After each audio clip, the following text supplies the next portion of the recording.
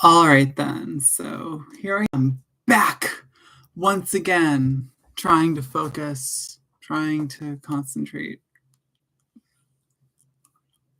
I've been having a tough time. So I once again return to desperate measures to do my reading, or to do some reading.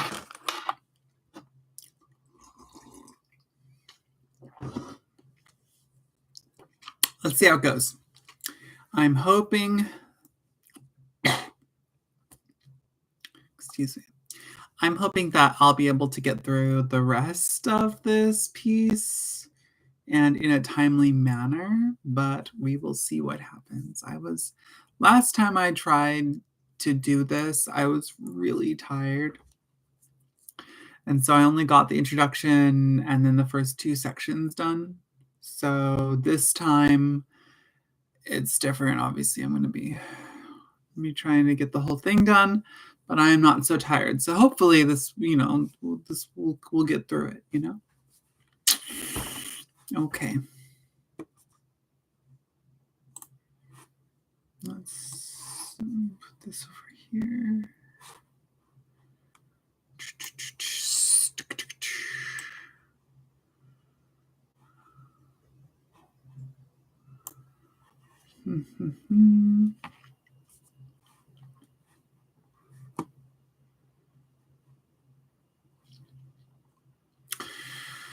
All right, so part 2 of Rosa Luxemburg's Reform and Revolution.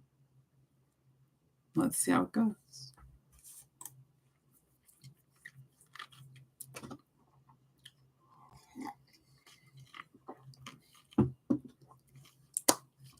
And this is chapter 3, the realization of socialism through social reforms.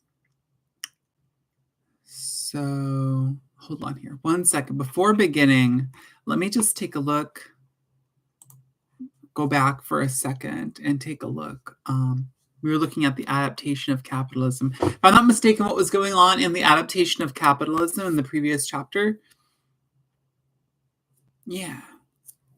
Is that Rosa Luxemburg was going over the way that trade unions and credit don't really have the ability to offset the contradictions of capitalism. Like they actually like further complicate capitalism. They create possibility of different types of collapse down the line, and unlike Bernstein's sort of position, which is sort of like, oh, look, there's these ways capitalism can indefinitely deal with its own like inner contradictions and tensions. So we can't, like kind of like denying the thesis about like the idea of collapse. Luxemburg makes it very clear that it's really not about the collapse itself. It's about the continued contradictions in the system, making the system unworkable. So that's the ultimate thesis. It's not that there's going to be some big, it's not that Marxist doctrine is saying that there's going to be some big apocalyptic event and everything's going to fall apart and it's like some kind of, what's it called? Like end of the world apocalypse thing. More that the contradictions within capitalism make it an untenable, unsustainable system that like down the line as things go on just will, be won't function properly. Which in some sense means at some point it'll be, I like this idea, right? That the world will have already, in some sense, the world already ended, maybe you could say, without it like having a real cut, right? Because like things already aren't working and the system's already untenable, and yet it persists, right, in its state of untenability. Not that it just necessarily like has some big apocalyptic fallout. Though of course I'm sure that's a possibility. That's not the point. The point is the intensification of contradiction in the system. That's the real point. Which is what Bernstein is trying to say is not an issue. And through talking about credit and trade unions, and Luxemburg is just making it, in the adaptation of capitalism, making it very clear that from her analysis, trade unions and credit don't necessarily alleviate the contradictions of capitalism. They're actually a deepening and intensification of those contradictions. They have their own ways of continuing to create tensions and create the possibility for crises. Anyways, so the next section is the realization of socialism through social reforms, which I'm sure is an attempt to kind of tackle the kind of positive vision that Bernstein has in light of his sort of like revision of Marxist doctrine. So let's go ahead and jump in, guys. What is this even? I don't know. Man, I just do things. I have impulses. Reminds me, there's a meme I love. It's like my favorite meme. It's a bunch of like arthropods like swarming some Doritos, and they say, "I have dreams and desires that I do not fully understand, or that I do not understand, or whatever." And when me like randomly doing this, it's just like totally makes me think of that meme. That's why it's my favorite meme, because I feel as though I'm often haunted by a kind of like inner impulse which seems to like surprise me all the time. I'm surprised by myself all the time. Anyway, we're not going into that. This isn't a psychoanalytic reading. All right, enough fooling around. I didn't just cuss. That didn't happen. The realization of socialism through social reforms. Bernstein rejects the theory of collapse as an historic road towards socialism. Now, what is the way to socialist society that is proposed by his theory of adaptation to capitalism? Bernstein answers this question only by allusion. Conrad Schmidt, however, attempts to deal with this detail in the manner of Bernstein. According to him, the trade union struggle for hours and wages and the political struggle for reforms will lead to a progressively more extensive control over the conditions of production. And as the rights of the capitalist proprietor will be diminished through legislation, he will be reduced in time to the role of a simple administrator. The capitalist will see his property lose more and more value to himself, till finally the direction and administration of exploitation will be taken from him entirely, and collective exploitation instituted. Interesting. That's a collective exploitation. Therefore, trade unions, social reforms, and, adds Bernstein, the political democratization of the state are the means of the progressive realization of socialism. But the fact is that the principal function of trade unions, and this was best explained by Bernstein himself in New Zeit in 1891, consists in providing the workers with the means of realizing the capitalist law of wages. That is to say, the sale of their labor power at current market prices. I feel like we're going to get into like prices and labor power and like some of the more nitty gritty of the market, and I'm going to get lost, but we're going to go through it. We're going to see what happens. The trade unions enable the proletariat to utilize at each instance the conjecture of the market. But these conjunctures, one, the labor demand determined by the state of production. Two, the labor supply created by the proletarianization of the middle strata of society and the natural reproduction of the working classes. And three, the momentary degree of productivity of labor. These remain outside of the sphere of influence of the trade unions. Trade unions cannot suppress the law of wages. Under the most favorable circumstances, the best they can do is to impose on capitalist exploitation the normal limit of the moment. They have not, however, the power to suppress exploitation itself, not even gradually. Schmidt, it is true, sees the present trade union movement as a feeble initial stage. He hopes that in the future, the trade union movement will exercise a progressively increased influence over the regulation of production. But by the regulation of production, we can only understand two things: the intervention in the technical domain by the process of production and fixing the scale of production itself. By the regulation of production, which is the goal of that we should hope that Schmidt hopes to see, right? trade unions increasingly attain the powers of the regulating of production. But by the regulation of production, we can only understand two things: intervention in the technical domain of the process of production, so directly intervening into the technique or technology of the processes of production, or the process of production, and fixing the scale of production itself, so how much at any given time is produced.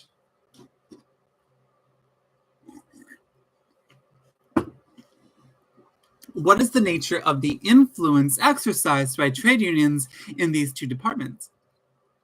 It is clear that in the technique of production, the interest of the capitalist agrees, up to a certain point, with the progress and development of the capitalist economy. It is his own interest that pushes him to make technical improvements. But the isolated worker finds himself in a decidedly different position. Each technical transformation contradicts his interests. It aggravates his helpless situation by depreciating the value of his labor power and rendering his work more intense, more monotonous, and more difficult. Insofar as trade unions can intervene in the technical department of production, they can only oppose technical innovation. But here they do not act in the interest of the entire working class and its emancipation, which accords rather with technical progress and, therefore, with the interest of the isolated capitalist. Ooh, interesting. This is an interesting back and forth. They act here in a reactionary direction, and in fact, we find efforts on the part of workers to intervene in the technical part of production, not in the future where Schmidt looks for it, but in the past of the trade union movement. Such efforts characterized the old phase of English trade unionism up to 1860, when the British organizations were still tied to medieval cooperative vestiges and found inspiration in the outworn principle of a fair day's wage for a fair day's labor, as expressed by Webb in his History of Trade Unionism. So that is particularly interesting, is this idea, going back for a second, that like in terms of like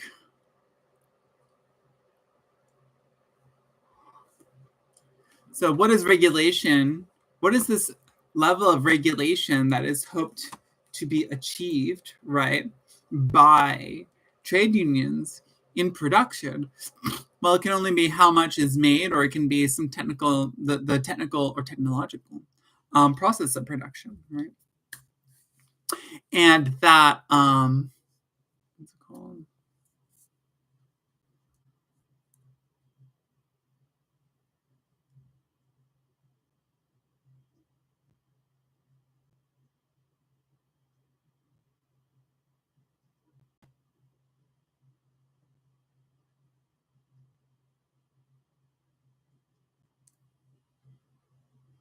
Yeah, that the capitalist is invested in the progress and development, are interested in like improvements on the technique of production, right? For more efficient, faster, greater scales of production, whatever, right?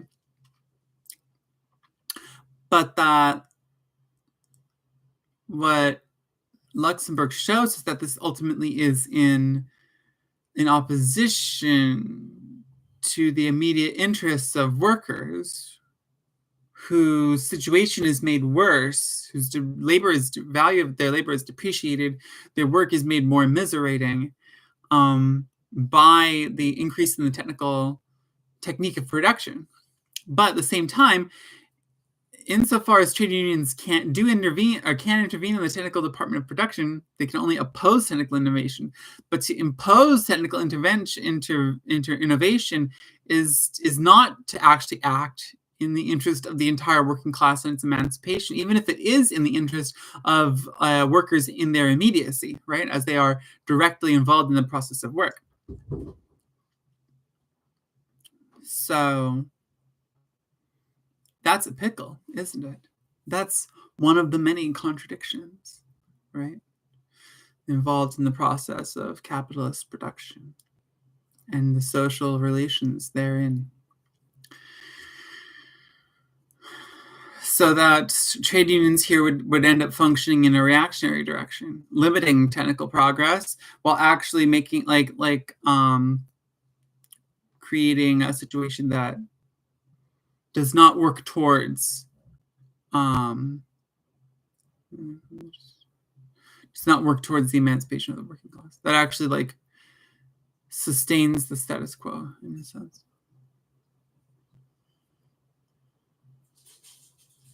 All right, so next he's going to go into scale.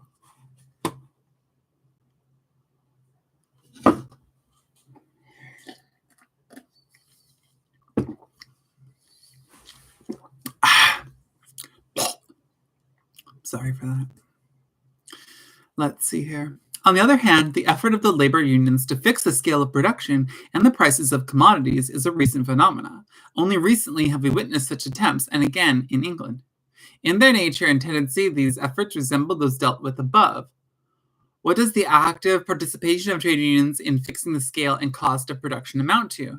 It amounts to a cartel of the workers and entrepreneurs in a common stand against the consumer and especially rival entrepreneurs. In no way is the effect of this any different than that of ordinary employers' associations. Basically, we no longer have here a struggle between labor and capital, but the solidarity of capital and labor against the total consumers. Considered for its social worth, it is seen to be a reactionary move that cannot be a stage for the struggle for the emancipation of the proletariat because it connotes the very opposite of class struggle. Considered from the angle of practical application, it is found to be a utopia which, as shown by a rapid examination, cannot be extended to the large branches of industry producing for the world market.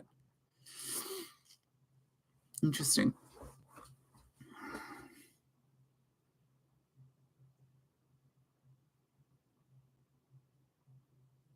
Those tendencies, all right, so trade unions might, fixing the scale and cost of production amounts to a cartel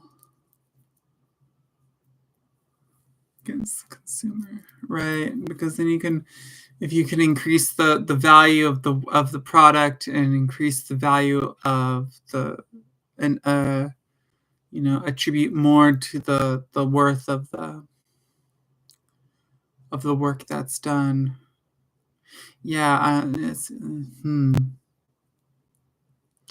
just keep going. I shouldn't stop so often, honestly. I have so much reading to do. Got a lot to do. Don't have a lot of time, so should probably just go ahead and move on. My reflections, I think, aren't bad, but time and place. So, that the scope of trade unions is limited essentially to a struggle for an increase of wages and the reduction of labor time, that is to say, to efforts at regulating capitalist exploitation as they are made necessary for the momentary situation of the old world market. But labor unions can in no way influence the process of production itself. Moreover, trade union development moves contrary to what is asserted by Conrad Schmidt in the direction of a complete detachment of the labor market from any immediate relation into the rest of the market. That is shown by the fact that even attempts to relate labor contracts to the general situation of production by means of a system of sliding wage scales have been outmoded with historic development. The British labor unions are moving further and further away from such efforts. Even within the effective boundaries of its active trade union movement even within the effective boundaries of its activity, the trade union movement cannot spread in the unlimited way claimed for it by the theory of adaptation. On the contrary, if we examine the large factors of social development, we see that we are not moving toward an epoch marked by a victorious development of trade unions, but rather toward a time when the hardships of the labor unions will increase. Once industrial development is attained its highest possible pint, and capitalism has entered its descending phase on the world market, the trade union struggle will become doubly difficult. In the first place, the objective conjuncture of the market will be less favorable to the sellers of labor power because the demand for labor power will increase at a slower rate and labor supply more rapidly than at present.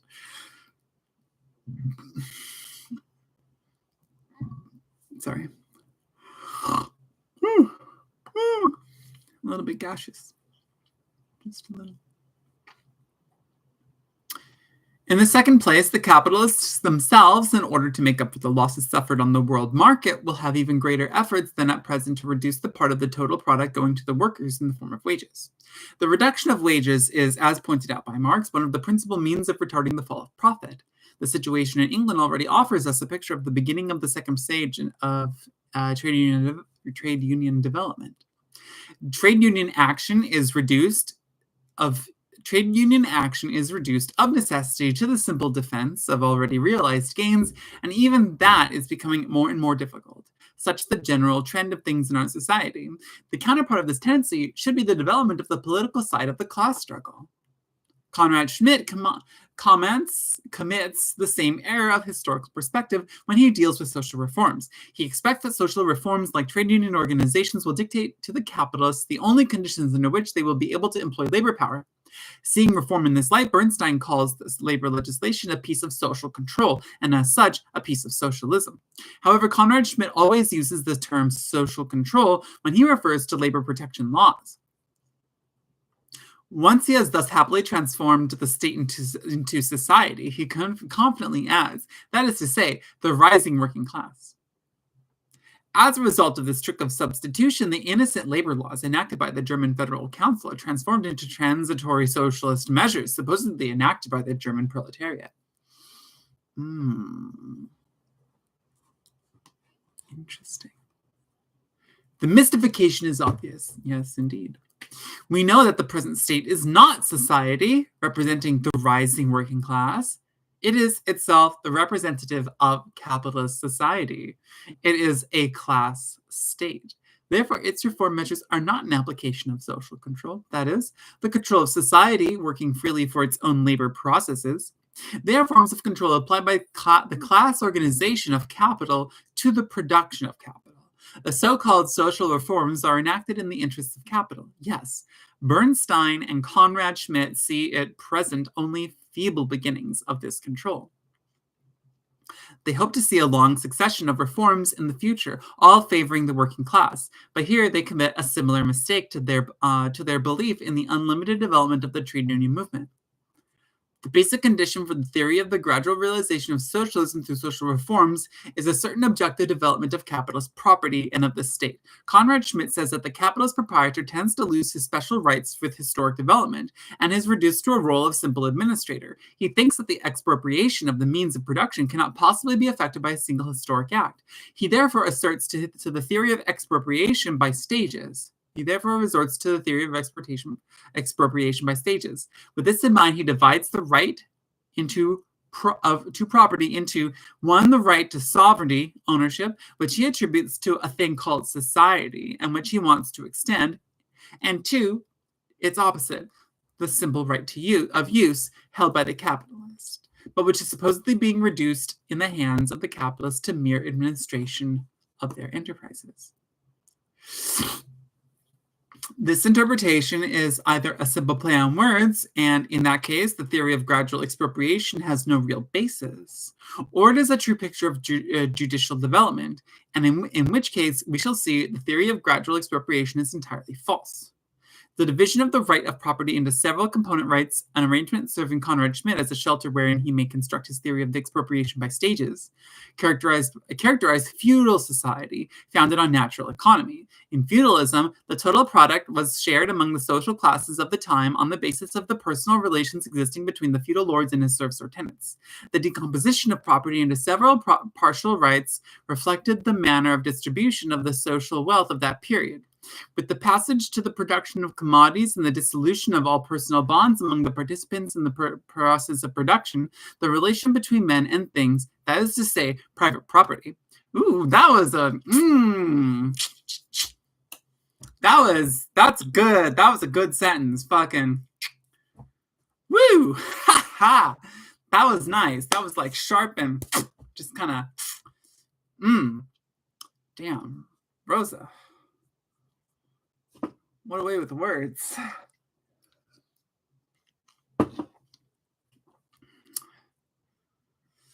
With the passage to the production of commodities and the dissolution of all personal bonds.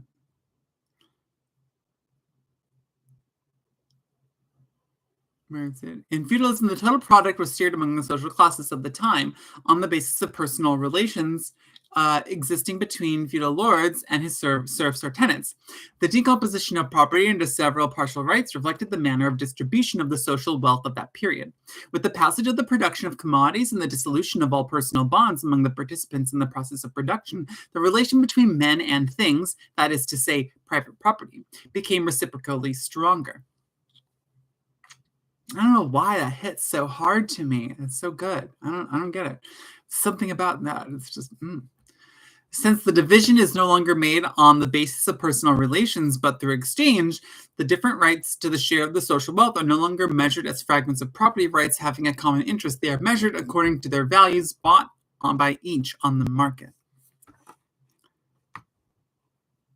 The first change introduced into juridical relations with the advance of commodity production is the medieval city communes. In the medieval city communes was the development of absolute private property. The latter appeared in the very midst of the feudal juridical relations. This development has progressed at a rapid pace in capitalist production. The more the process of production is socialized, the more the process of division of wealth, rests on exchange. And the more private property becomes inviolable, enclosed, and the more capitalist property becomes transformed from the right to the product of one's own labor to the simple right to appropriate someone else's labor. As long as the capitalist himself manages his own factory, distribution is still, up to a certain point, tied to his personal participation in the process of production. But as the personal management on the part of the capitalist becomes superfluous, which is the case in the shareholding societies today, the property of capital, so far as its right to the share of the division of wealth, is concerned, becomes separated from any personal relations with production. It now appears in its purest form. The capitalist right to property reaches its most complete development in capital, held in the shape of shares and industrial credit. So that Conrad Schmidt's historic schema, tracing the transformation of the capitalist from a proprietor to a simple administrator, belies real historic development. In historic reality, on the contrary, the capitalist tends to change from a proprietor, an administrator, to a simple proprietor. What happens here to Conrad Schmidt happened to Goethe. What is, he sees in a dream. What no longer is becomes for him reality. Interesting. What is, he sees in a dream. What no longer is becomes for him reality. Interesting. Just as Schmidt's historic schema travels economically backwards from a modern shareholding society to an artisan's shop, so juridically, he wishes to lead back the capitalist world into the old feudal shell of the Middle Ages. Also, from the point of view, social control appears in reality under a different aspect than seen by Conrad Schmidt. What functions today as social control, labor legislation, the control of industrial organizations through shareholding, etc., has absolutely nothing to do with his supreme ownership, far from being, as Schmidt believes, a reduction of capitalist ownership to ownership. His social control is, on the contrary, a production of such ownership. Or, expressed from the economic viewpoint, it is not a threat to capitalist exploitation, but simply the regulation of exploitation. When Bernstein asks if there is more or less of socialism in a labor protective law, we can assure him that in the best of labor protective laws, there is no more socialism than in a municipal ordinance regulating the cleaning of streets or the lighting of street lamps. Very good, very clear. That's interesting. That's interesting debate that's going on right here between the Bernsteinites and the Bernstein kind of position in Luxemburg.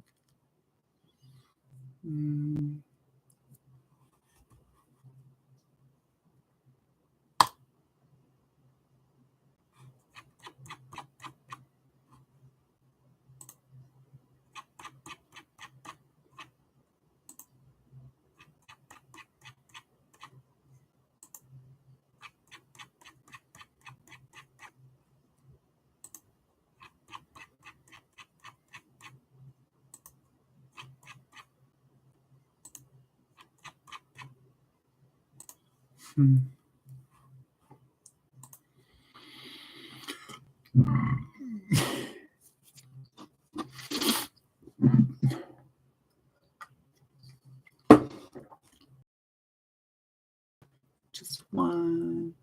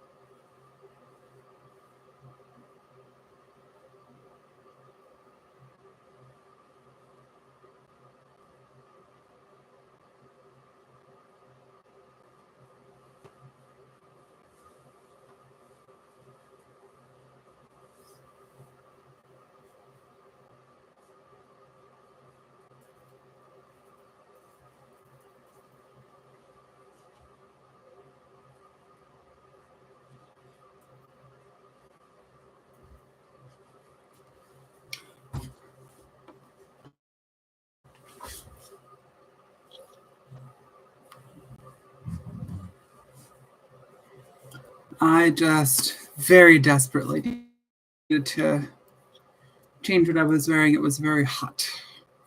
Very hot.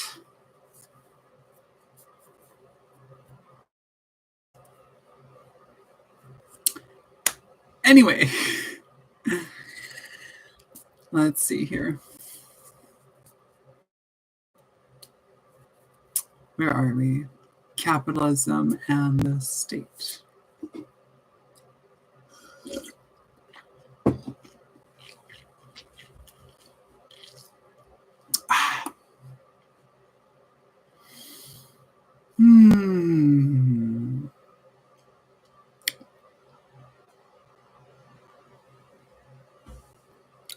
So far, it's only been 30 minutes, so that's not too bad. That's how long it takes us to get through this. Chapter 4, Capitalism and the State.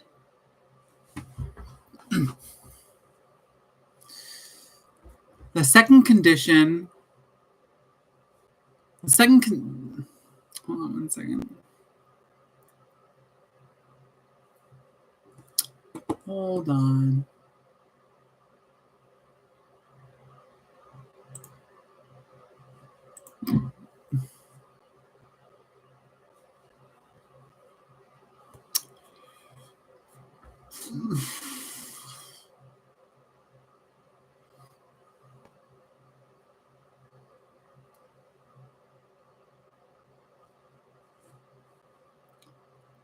Sorry, just give me another moment.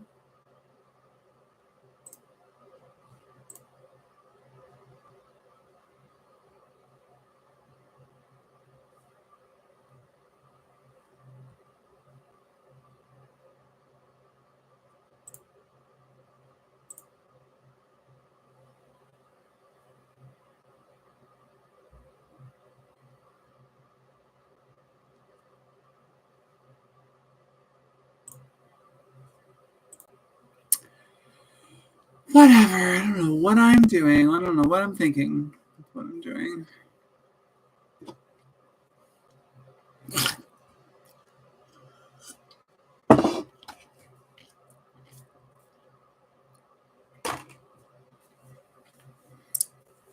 Okay.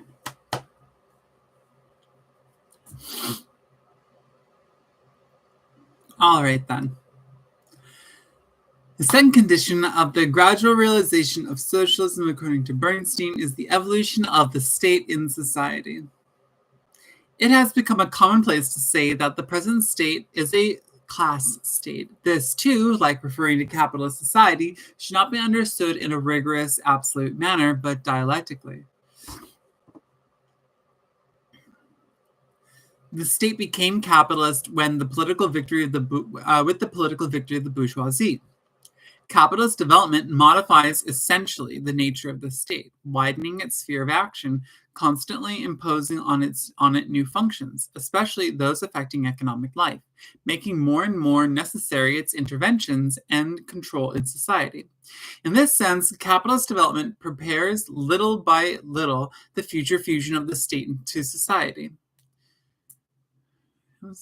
Prepares the future fusion of the state into society. Okay. It prepares, so to say, the return of the function of the state to society. Following this line of thought, one can speak of an evolution of the capitalist state into society, and it is undoubtedly what Marx had in mind when he referred to labor legislation as the first conscious intervention of society in the vital social process, a phase upon which Bernstein leans heavily. But on the other hand, the same capitalist development realizes another transformation in the nature of the state. The present state is, first of all, an organization of the ruling class. It assumes functions favoring social development, specifically because, in the measure that these interests and social developments coincide in a general fashion with the interests of the dominant class. Hold on. It assumes functions favoring social development specifically because, in the measure that these in the measure that, hold on.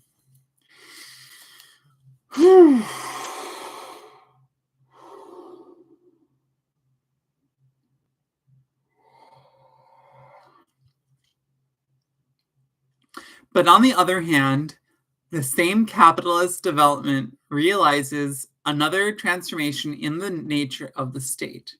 The present state is, first of all, an organization of the ruling class. It assumes functions favoring social developments specifically because, in the measure that these interests and social developments coincide in a general fashion with the interests of the dominant class. I still fucking, there's so many commas in that sentence. It's fucking it up for me.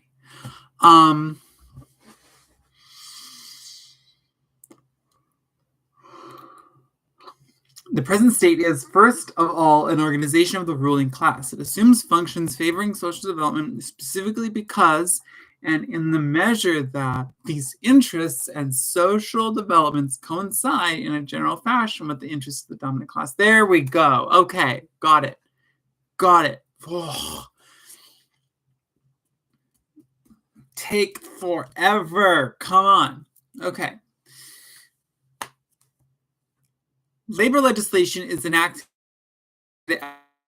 as much in the immediate interest of the capitalist class as in the interest of society in general. But this harmony endures only up to a certain point of capitalist development. When capitalist development has reached a certain level, the interests of the bourgeoisie as a class and the needs of the economic progress begin to clash even in the capitalist sense. We believe that this phase has already begun. It shows itself in two extremely important phenomena of contemporary social life.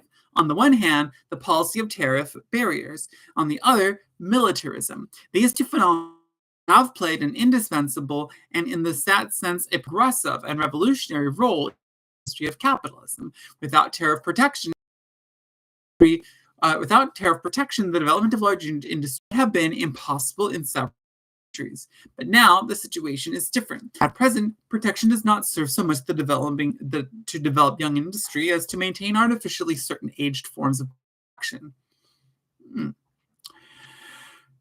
From the angle of capitalist development, that is, from the point of view of the world economy, it matters little whether Germany exports more merchandise to England or England exports more merchandise into Germany. From the viewpoint of this development, it may be said that the Blackamoor has done his work, and it is time for him to go his way. Given the condition of reciprocal dependence in which the various branches of industry find themselves, a protectionist tariff in any commodity necessarily results in raising the cost of production of other commodities inside the country. It therefore impedes industrial development. But this is not so from the point of view of the interests of the capitalist class. While industry does not need tariff barriers for its development, the entrepreneurs need tariffs to protect their markets. This signifies that at present, tariffs no longer serve as means of protecting a developing capitalist section against a more advanced section. They are now the arm used by one national group of capitalists against another. Furthermore, tariffs are no longer necessary as an instrument of protection for industry in its movement to create and conquer the home market. They are now indispensable means for the cartelization of industry, that is, means used in the struggle of capitalist producers against consuming society in the aggregate. What brings out in an emphatic manner the specific character of contemporary customs policies is the fact that today, not industry, but agriculture plays the predominant role in the making of tariffs. The policy of customs protection has become a tool for converting and expressing the feudal interest in capitalist form. The same change has taken place in militarism.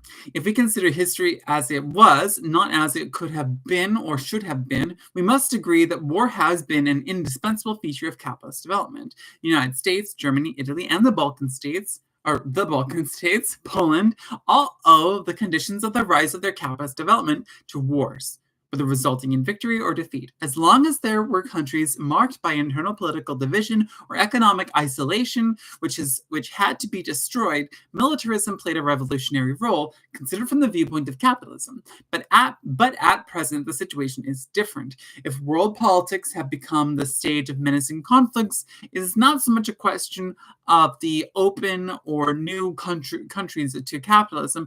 It is a question of already existing European antagonisms, which transported onto other land, into other lands, have exploded there. Hold on.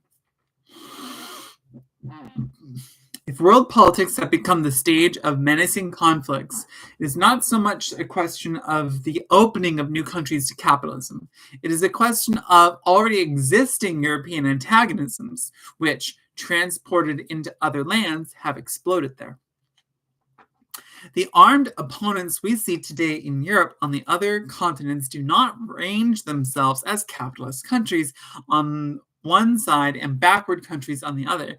They are states pushed to war, especially as a result of their similarly advanced capitalist developments. In view of this, the explosion is certain to be fatal to this development, in the sense that it must provoke an extremely profound disturbance and transformation of the economic life in all countries. However, the matter appears entirely different when considered from the standpoint of the capitalist class. For the latter, militarism has become indispensable.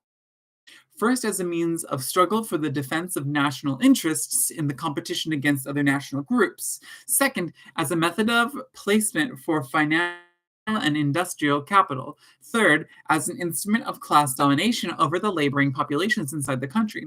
In themselves, these interests have nothing in common with the development the capitalist modes of production. What demonstrates best the specific character of present-day militarism is the fact that it develops generally in all countries as an effect, so to speak, of its own internal mechanical movement, motive power, of phenomena that was completely unknown several decades ago. We recognize this in the fatal character of the impending explosion, which is inevitable in spite of the complete impending explosion, which is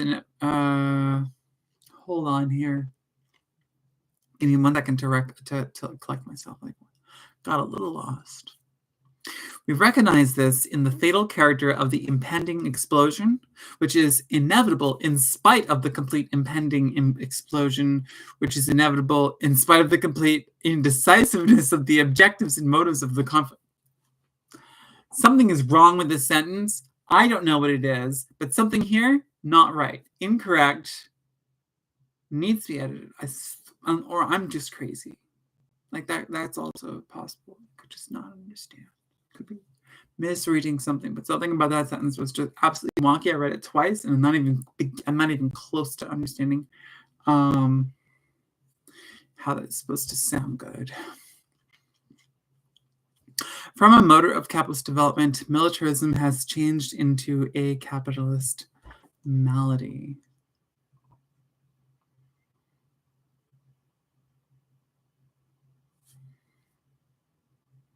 Give me a moment.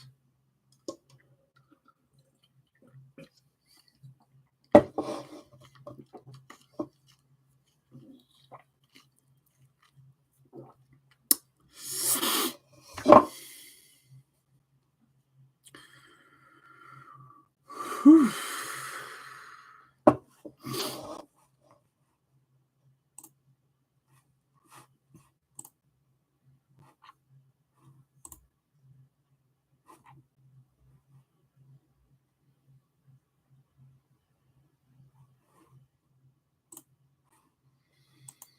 Hmm.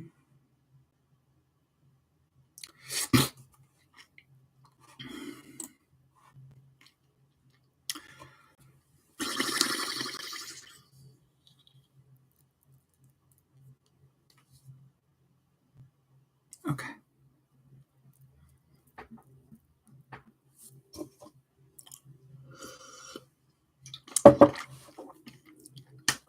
I realize I'm pretty much reading the whole thing in one shot, but what can you do?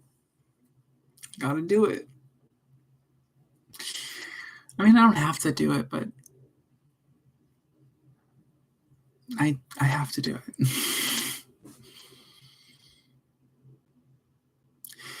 In the clash between capitalist development and the interest of the dominant class, the state takes a position alongside the latter.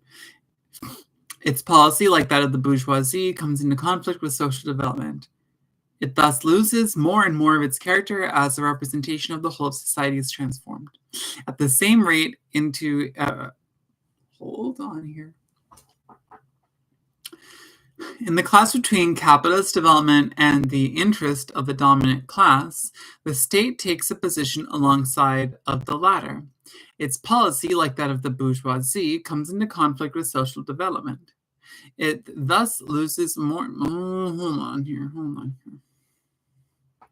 Let me do this again. In the clash between capitalist development and the interests of the dominant class, the state takes the position alongside the latter, the dominant class.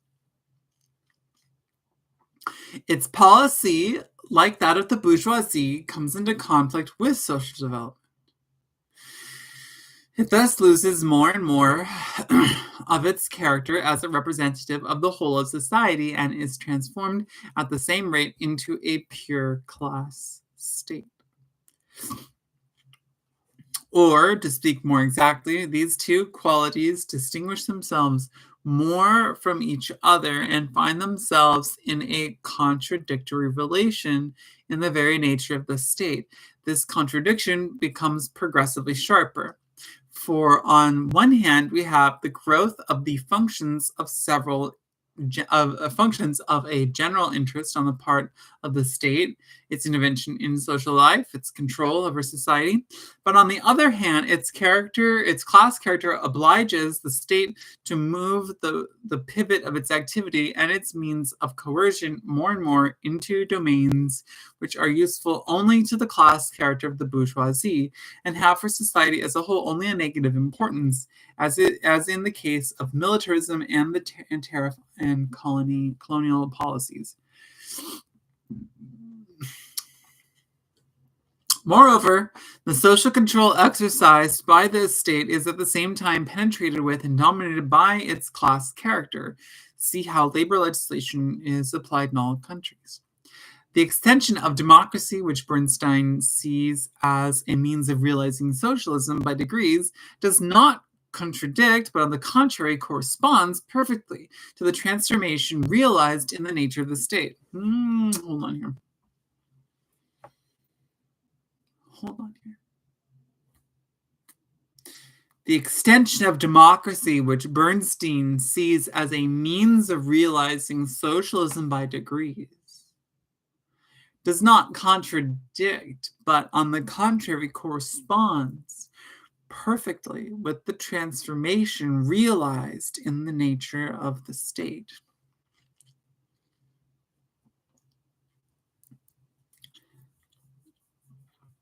I'm a little lost, but we'll get there.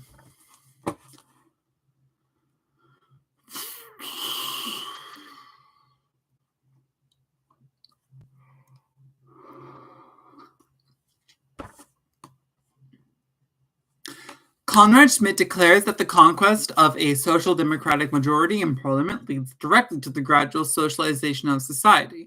Now, the democratic forms of political life are, without a question, a phenomenon expressing clearly the evolution of the state and society. They constitute, to that extent, a move towards a socialist transformation.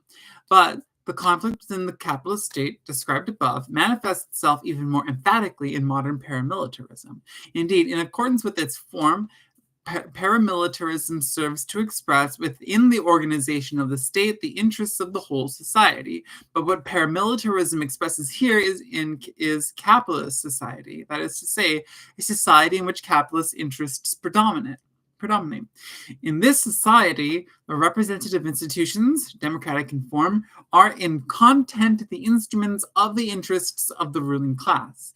This manifests itself as in a tangible fashion in the fact that as soon as democracy shows the tendency to negate its class character and become transformed into an instrument of the real interests of the population, the democratic forms are sacrificed by the bourgeoisie and by its state representatives. That is why the idea of the conquest of a paramilitary reformist majority is a calculation which, entirely in the spirit of bourgeois liberalism, preoccupies itself only with one side, the formal side of democracy, but does not take into account the other side, its real content. All in all, paramilitarism is not a directly socialist element impregnating gradually the whole capitalist society. It is, on the contrary, a specific form of the bourgeois class state, helping to ripen and develop the existing antagonisms of capitalism. In light of the history of the objective development of the state, Bernstein's and Conrad Schmidt's belief that increased social control results in the direct introduction of socialism is transformed into a formula that finds itself from day to day in greater contradiction with reality. The theory of the gradual introduction of socialism proposes progressive reform of capitalist property and the capitalist state in the direction of socialism. But in consequence of the objective laws of existing society, one and the other develop in a precisely opposite direction. The process of production is increasingly socialized, and state intervention, the control of the state over the process of production, is extended. But at the same time, private property becomes more and more the form of open capitalist exploitation of the labor of others, and state control is penetrated with the exclusive interests of the ruling class. The state, that is to say, the political organization of capitalism, and the property relations, that is to say, the judicial organization of capitalism, becomes more capitalist and not more socialist, opposing to the theory of the progressive introduction of socialism opposing to the theory of the progressive introduction of socialism to insurmountable difficulties. Fourier.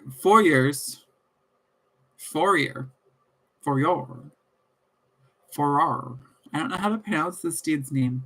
I've seen that name before, though. I'm pretty sure I know who this person is. I'm not 100% confident, but yeah, I'm not sure. Still not sure how to pronounce it. Fourier's scheme of changing by means of a system of phalansteries the water of all the seas into tasty lemonade was surely a fantastic idea.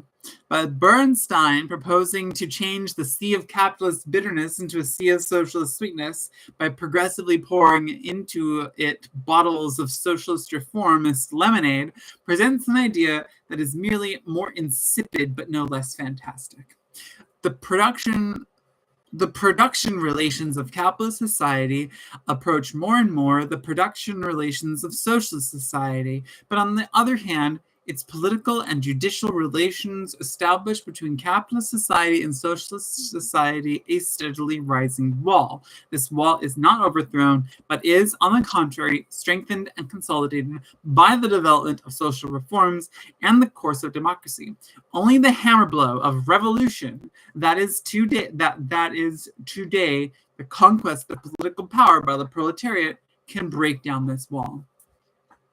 Interesting.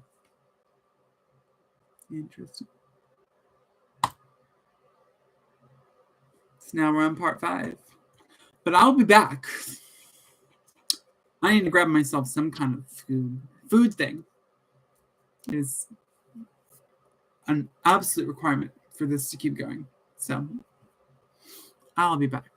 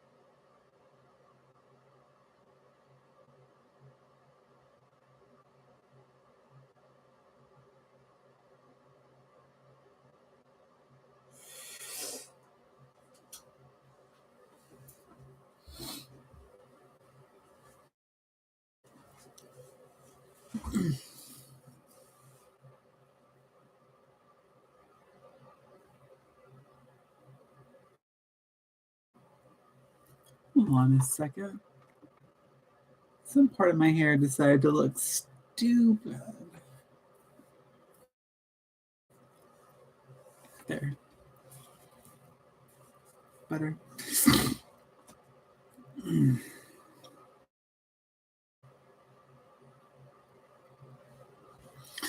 Oh, I just realized I don't have any more water, which is not good.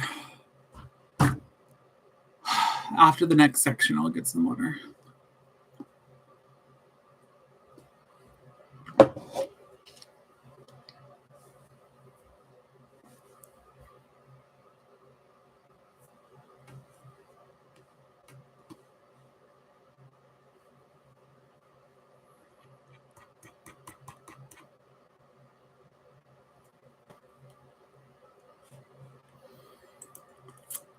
Give me a second.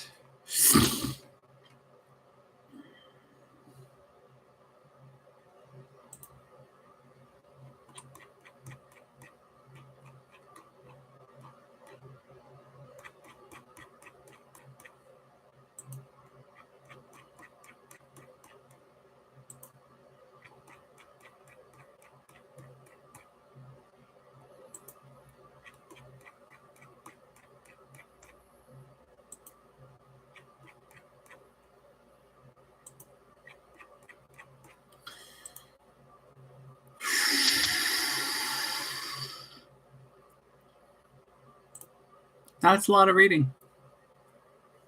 I'm just looking at things and I'm realizing how much more there is to go. And there's a lot. There's a lot. But it's okay. We can manage. We will triumph.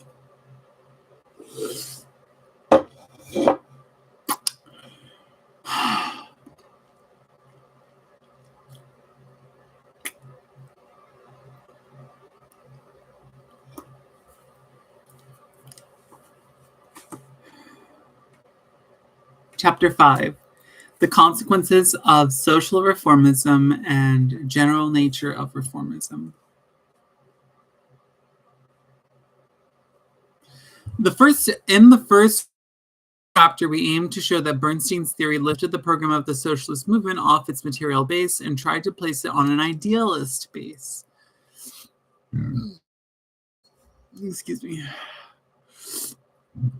How does this theory fare when translated into practice? First, upon the first comparison, the party practice resulting from Bernstein's theory does not seem to differ from the practice followed by the social democracy up to now.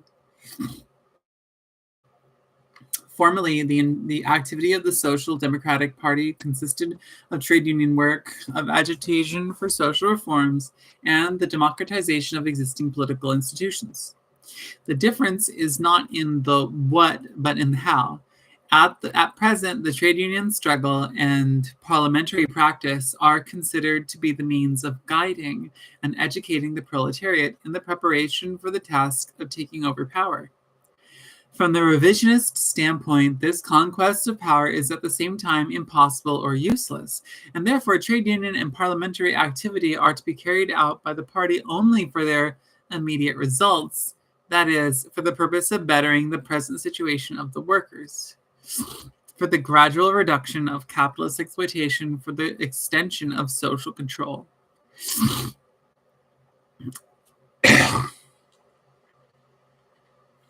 Sorry.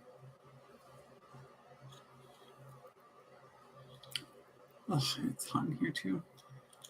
I'm not turning off the heater because I know that once it's off, I'm just going to get cold.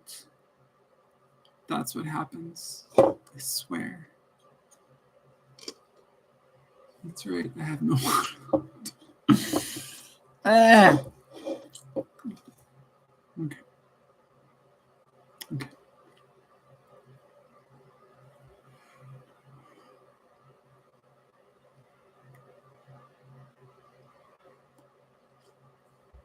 From the revisionist standpoint, this conquest of power is at the same time impossible or useless, and therefore trade union and parliamentary activity are to be carried on by the party only for their immediate results, that is, for the purpose of bettering the present situation of the workers, and the gradual reduction of capitalist exploitation for the extension of social control.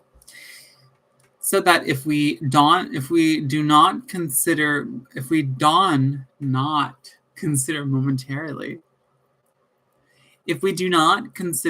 momentarily the immediate amelioration of the workers' condition, the objective common to our party programs as well as to revisionism, the difference between the two outlooks is, in brief, the following. According to the present conception of the party, trade union and parliamentary activity are important for the socialist movement because such activity prepares the proletariat, that is to say, creates the subjective factor of the socialist transformation for the task of realizing socialism. But according to Bernstein, trade unions and parliamentary activity gradually reduce capitalist exploitation itself. They remove from capitalist society its capitalist character. They realize objectively the desired social change. Examining the matter closely, we see that the two conceptions are diametrically opposed. Viewing the situation from the current standpoint of our party, we say that as a result of this trade union and parliamentary struggle, the proletariat becomes convinced of the impossibility of accomplishing a fundamental social change through such activity and arrives at the understanding that the conquest of power is unavoidable. Bernstein's theory, however, begins by declaring that this conquest is impossible. It concludes by affirming that socialism can only be introduced as a result of the trade union struggle and parliamentary activity. For as seen by Bernstein, trade union and parliamentary action has a socialist character because it exercises a progressively socializing influence on capitalist economy. We tried to show that this influence is purely imaginary. The relations between capitalist property and the capitalist state develop in entirely opposite directions, so that the daily practical activity of the present social democracy loses, in the last analysis, all connection with work for socialism. From the viewpoint of a movement for socialism, the trade union struggle and our parliamentary practice are vastly important insofar as they make socialistic the awareness, insofar as they make socialistic the awareness, the consciousness of the proletariat and help to organize it as a class. But once they are considered as instruments of the direct socialization of capitalist economy, they lose out not only their usual effectiveness, but also cease being means of preparing the working class for the conquest of power. Edward Bernstein and Conrad Schmidt suffer from a complete misunderstanding when they console themselves with the belief that even though the program of the party is reduced to work for social reforms, the ordinary trade union work, the final objective of the labor movement is not thereby discarded, for each forward step reaches beyond the given immediate aim, and the socialist goal is implied as a tendency in the supposed advance. What is certainly true about the present procedure of the German social democracy. Right, that is certainly true about the present procedure of the German social democracy. It is true whenever a firm and conscious effort for conquest of a political power impregnates the trade union struggle and the work for social reforms. But if this effort is separated from the movement itself and social reforms are made an end in themselves, then such activity not only does not lead to the final goal of socialism, but moves in a precisely opposite direction.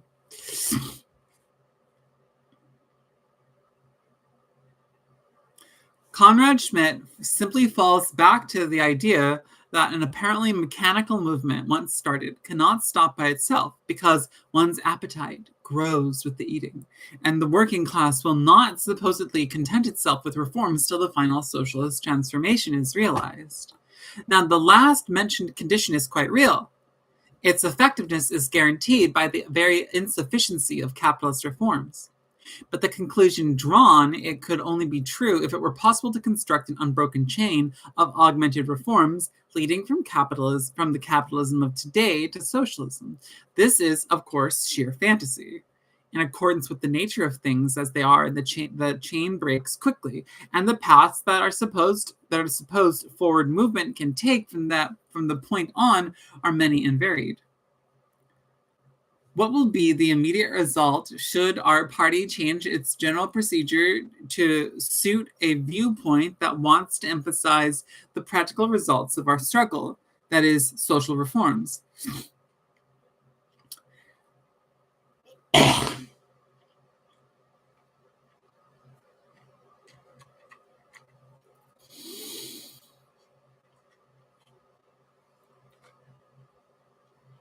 I'm sorry.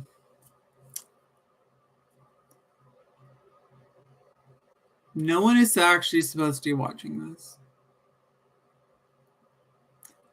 And if you are, I'm sorry for the coughing and saliva stuff.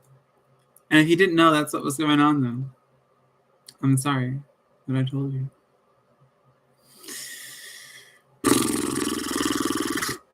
All right, let's get back to it.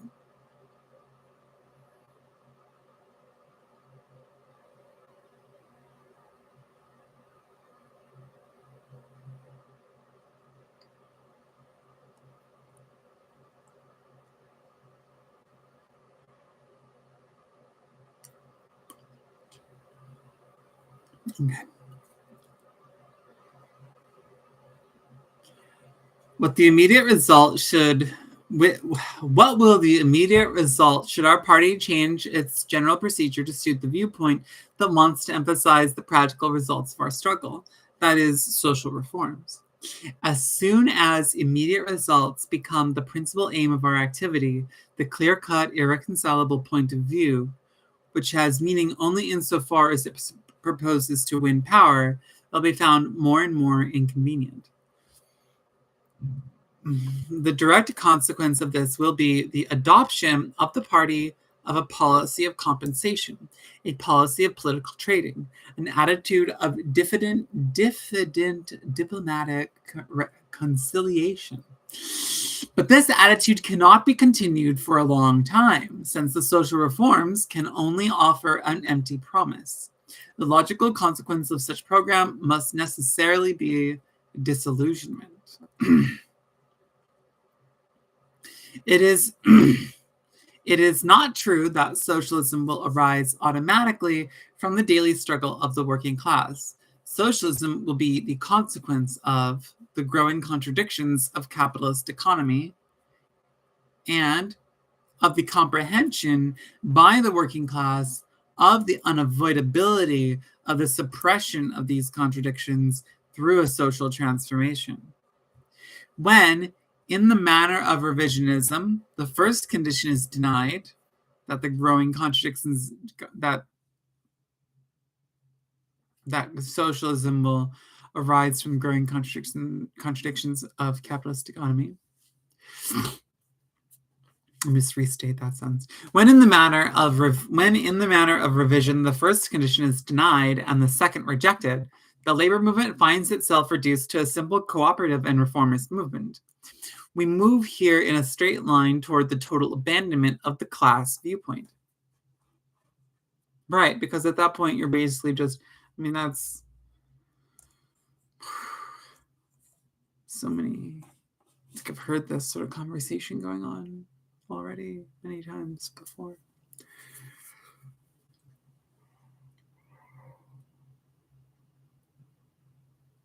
Oh.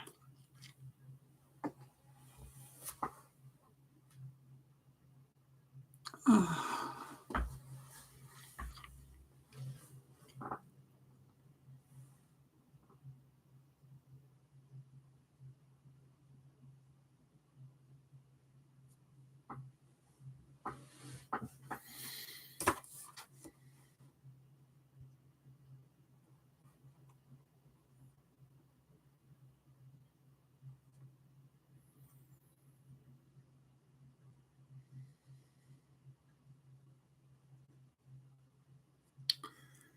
Give me a second.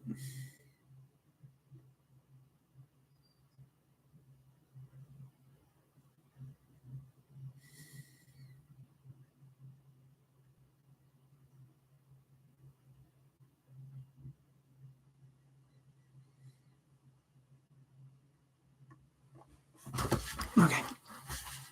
This consequence also becomes evident when we investigate the general character of revisionism. It is obvious that revisionism does not wish to concede that its standpoint is that of the capitalist apologist. It does not join the bourgeois economist in denying the existence of the contradictions of capitalism. But on the other hand, what precisely constitutes the fundamental point of revisionism and distinguishes it from the attitude taken by the social democracy up till now is that it does not base its theory on the belief that the contradictions of capitalism will be suppressed as a result of the logical linear development of the present economic system. We may say that the theory of revisionism occupies an intermediate place between two extremes. Revisionism does not expect to see the contradictions of capitalism mature. It does not propose to suppress these contradictions through a revolutionary transformation. It wants to lessen, to attenuate the capitalist contradictions so that the antagonism existing between production and exchange is to be modified by the cessation of crisis and the formation of capitalist combines. The antagonism between capital and labor is to be adjusted by bettering the situation of the workers and by the conservation of the middle classes. And the contradiction between class state and society is to be liquidated through increased state control and the progress of democracy. It is true that the present procedure of social democracy does not consist in waiting for the antagonisms of capitalism to develop and in passing on only then to the task of suppressing them. On the contrary, the essence of revolutionary procedure is to be guided by the direction of this development. Once it is ascertained, and inferring from this direction what consequences are necessary for the political struggle. Thus, the social democracy has combated tariff wars and militarism without waiting for their reactionary character to become fully evident. Bernstein's procedure is not guided by a consideration for the development of capitalism, by the prospect of the aggravation of its contradictions. It is guided by the prospect of the attenuation of these contradictions. He shows this when he speaks of the adaptation of capitalist economy. Now, when can such a conception be correct? If it is true that capitalism will continue to develop in the direction it takes at present, then its contradictions must necessarily become sharper and more aggravated instead of disappearing. The possibility of the attenuation of the contradictions of capitalism presupposes that the capitalist mode of production itself will stop its progress. In short, the general condition of Bernstein's theory is the cessation of the capitalist development. This way, however, his theory condemns itself in a twofold manner. In the first place, it manifests its utopian character in its stand on the establishment of socialism. For it is clear that a defective capitalist development cannot lead to a socialist transformation. In the second place, Bernstein's theory reveals its reactionary character when it refers to the rapid capitalist development that is taking place at present. Given the development of real capitalism, how can we explain, or rather state, Bernstein's position? Hold on. I started thinking about ramen and making ramen. So I lost track of what I was reading. So I need to go back for a minute. Sorry. You know, when playing Disco Elysium, the first cop theme I got was Sorry Cop. And you know, when I saw that, I was like, not even surprised. That is so exactly what I would get. And which is utterly frustrating and very annoying. Anyways, let's see here.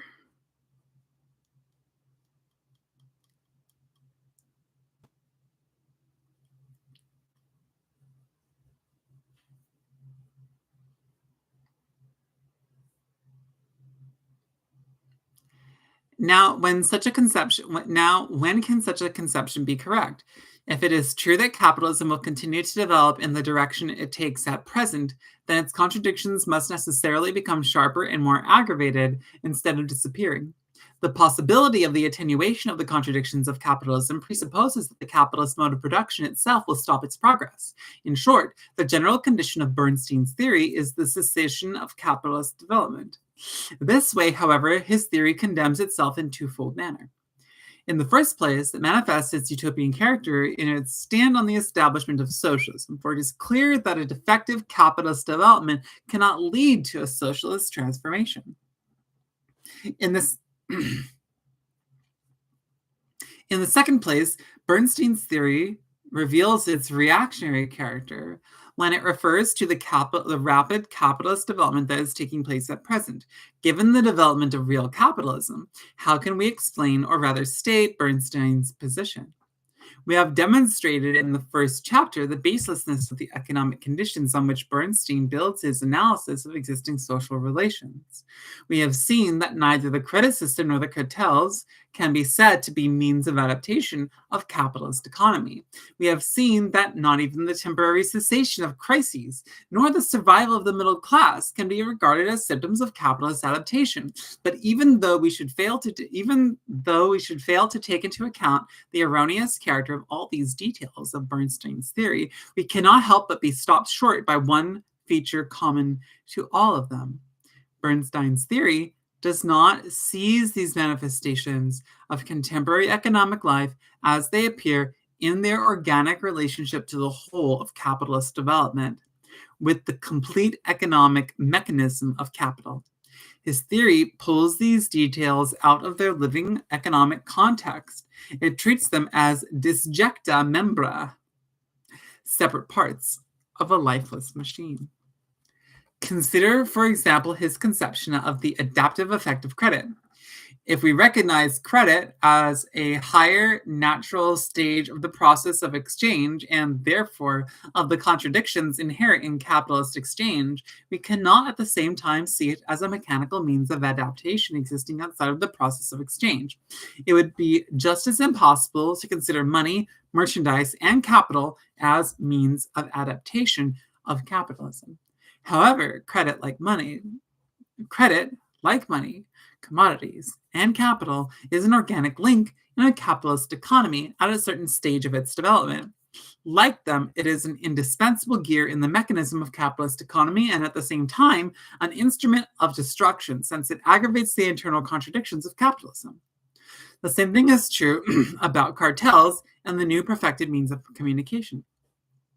The same mechanical view is presented by Bernstein's attempt to describe the promise of the cessation of crises in a symptom of the adaptation of capitalist economy.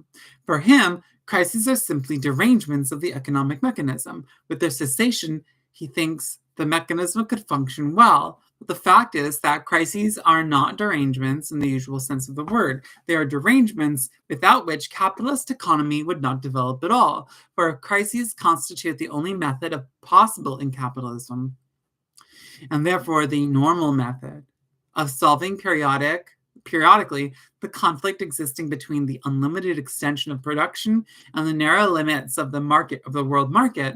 Then crises are an organic manifestation inseparable from capitalist economy. In the unhindered advance of capitalist production lurks a threat to capitalism that is much greater than crises. It is the threat of the constant fall of the rate of profit, resulting not from the contradiction between production and exchange, but from the growth of the productivity of labor itself. The fall of the rate of profit has the extremely dangerous tendency of rendering impossible any enterprise for small and middle-sized capitals. It thus limits the new formation and therefore the extension of placements of capital.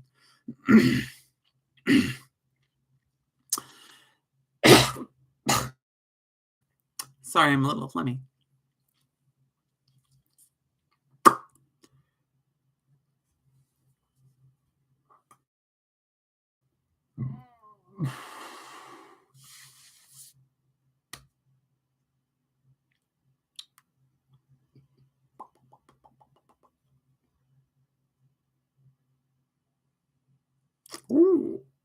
Sorry, every once in a while, you just have to make a goofy face. Like that is the law. That is the rule of the land. There's no questions about this.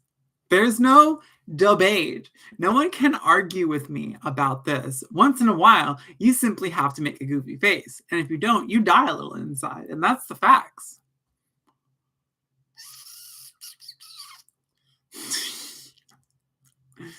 All right, let's get back to the reading.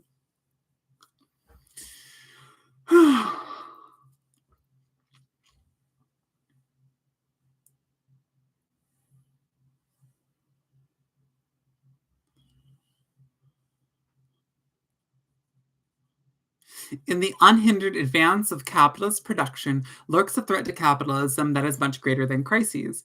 It is the threat of the constant fall of the rate of profit, resulting not only from the contradiction between production and exchange, but from the growth of the productivity of labor itself.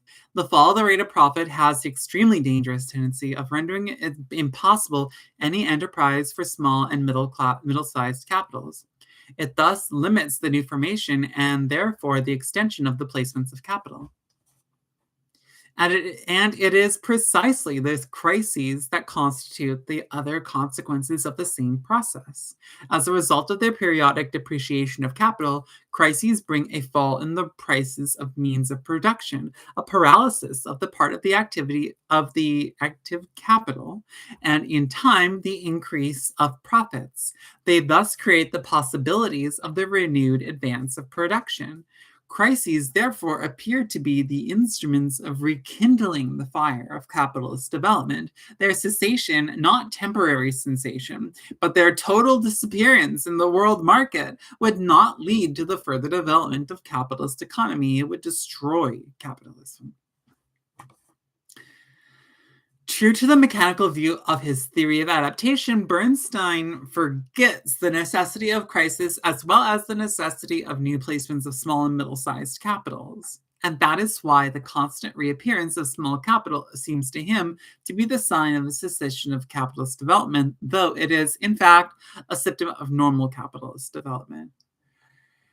It is important to note that there is a viewpoint from which all the above mentioned phenomena are seen exactly as they have been presented by the theory of adaptation. It is the viewpoint of the isolated single capitalist who reflects in his mind the economic facts around him just as they appear when refactored by the laws of competition. The isolated capitalist sees each organic part, the whole of our economy, as an independent entity. He sees them as they act on him, the single capitalist. He therefore considers these facts to be simple derangements of simple means of adaptation. And for the isolated capitalist, it is true, crises are really simple derangements. The cessation of crisis accords him a longer existence. As far as he is concerned, credit is only a means of adapting his insufficient productive forces to the needs of the market. And it seems to him that the cartel of which he becomes a member really suppresses industrial anarchy.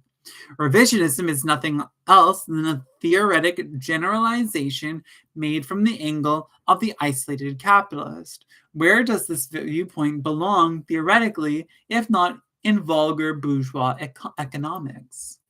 All the errors of this school rest precisely on the conception that mistakes the phenomena of competition as seen from the angle of the isolated capitalist for the phenomena of the whole of capitalist economy, just as Bernstein considers credit to be means of adaptation to the needs of exchange. Vulgar economy, too, tries to find the antidote against the ills of capitalism in the phenomena of capitalism. Like Bernstein, it believes that it is possible to regulate capitalist economy, and in the manner of Bernstein, it arrives in time at the desire to palliate the contradictions of capitalism. That is, at the belief in the possibility of patching up the sores of capitalism.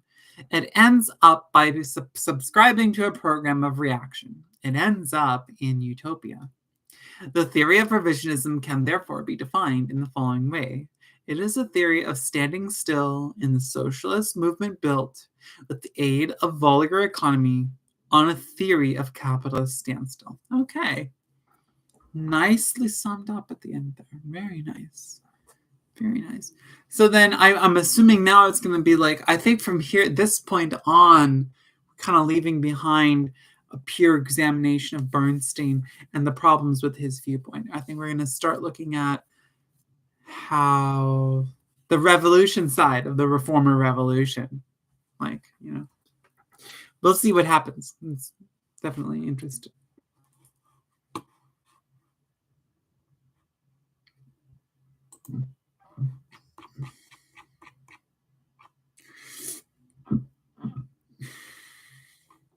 Spent about a half an hour doing that reading.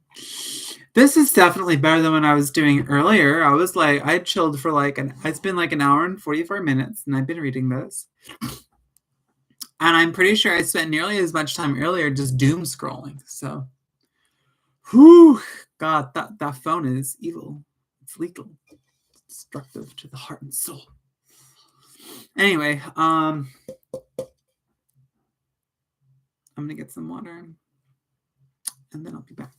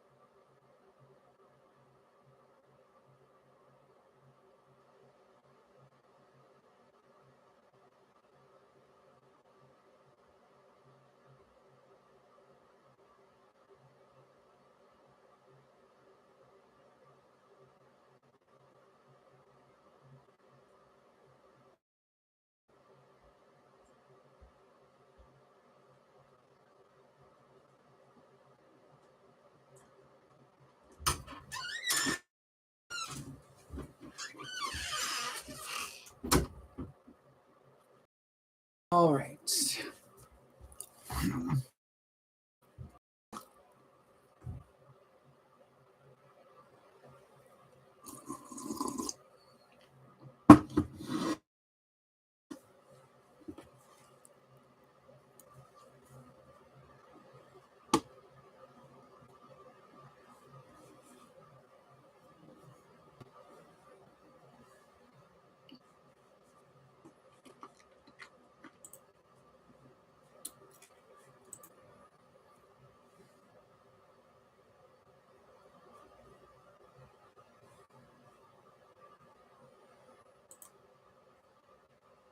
Just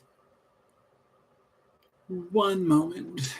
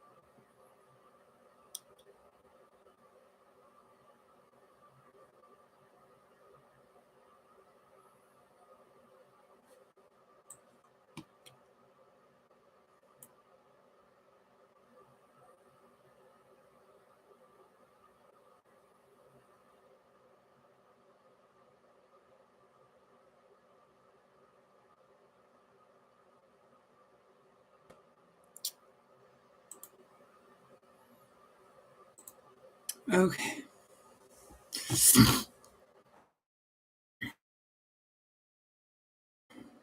All right.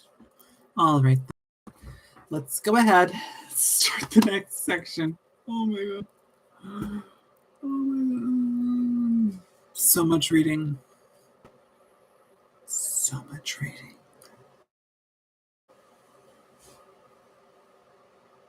But we must read. Oh, my back. That's why I'm doing that. It looks like I'm trying to like do like a weird like dance pose or something. Ugh. Ugh. No, my back hurts. And this is me like trying to kind of stretch out a little bit. Ooh. This shirt's a little form fit. Anyway.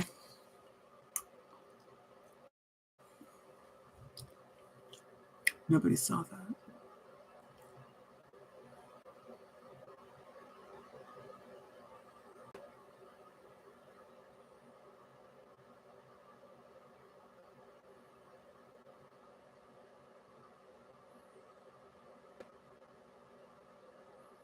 Trying to control my eyebrows. It's not going very well.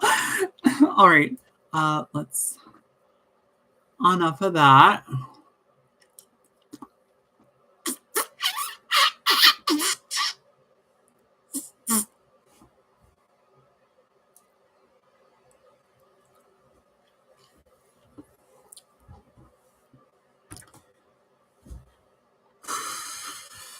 Chapter 6, Economic Development and Socialism.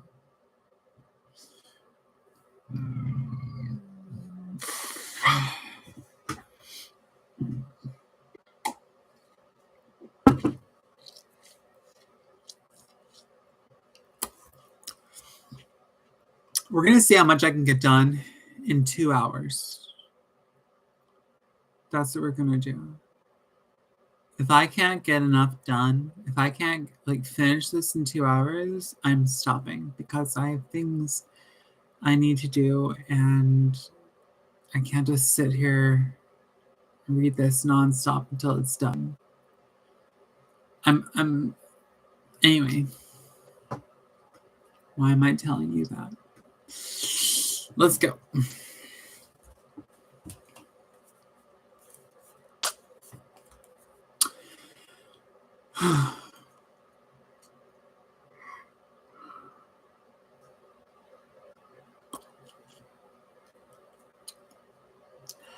Part 2. Oh, we're starting part 2. So that's what I meant when I was saying that I think it's like she's going to start doing the revolution stuff. She's kind of finished with the reform stuff. Part 2.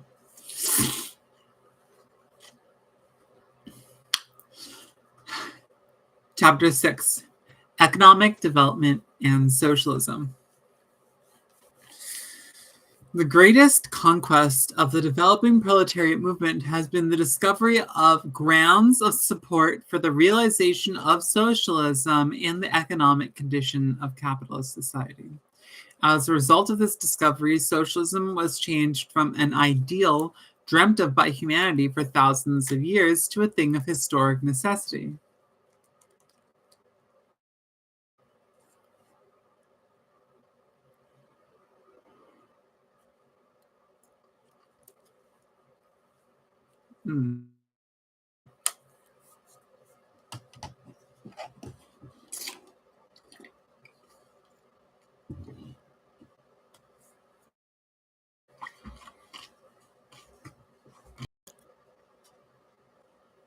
Bernstein denies the existence of the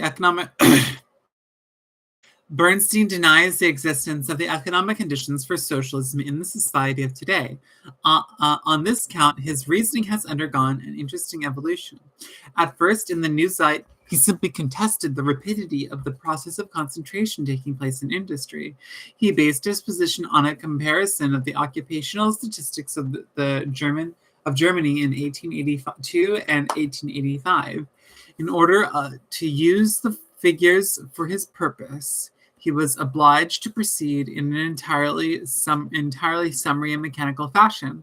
In the most favorable case, he could not, even by demonstrating the persistence of middle-sized enterprises, weaken in any the Marxist analysis, because the latter does not suppose as a condition for the realization of socialism either a definite rate of concentration of industry, that is, a definite delay of the realization of socialism, or, as we have already shown, the absolute disappearance of small capitals, usually described as the disappearance of the bourgeoisie, or the petite bourgeoisie. In the course of the latest developments of his ideas, Bernstein furnishes us in his book a new assortment of proofs, the statistic of shareholding societies. These statistics are used in order to prove the number of shareholders increases consistently, and as a result, the capitalist class does not become smaller but grows bigger. It is surprising that Bernstein has so little acquaintance with his material, and it is astonishing how poorly he utilizes the existing data on his own behalf. If he wanted to disprove Marxian laws of industrial development by referring to the condition of shareholder societies, he should have resorted to entirely different figures. Who is acquainted with the history of shareholding societies in Germany knows that their average foundation capital has diminished almost constantly.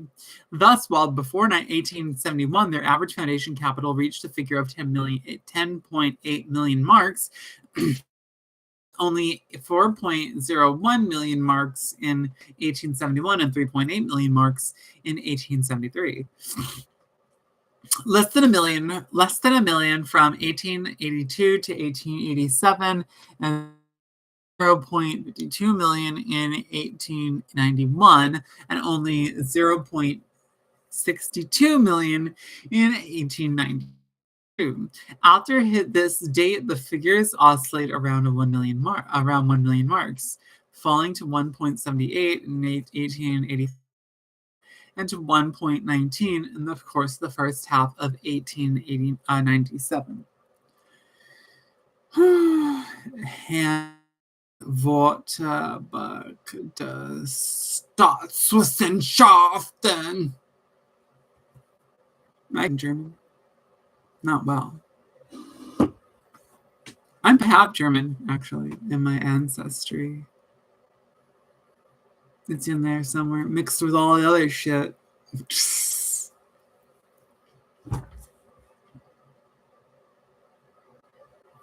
Those are surprising figures. Oh, my throat is a surprising figure. I'm gonna take a break. I can't take a break though.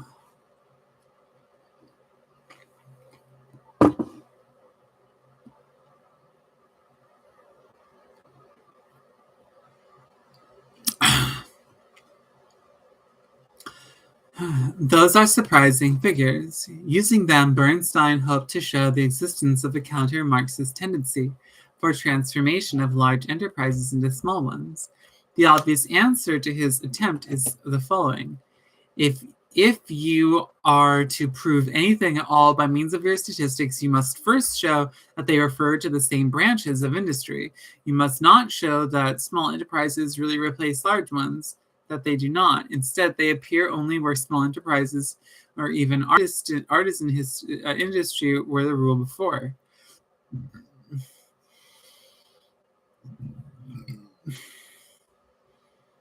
This, however, you cannot show to be true.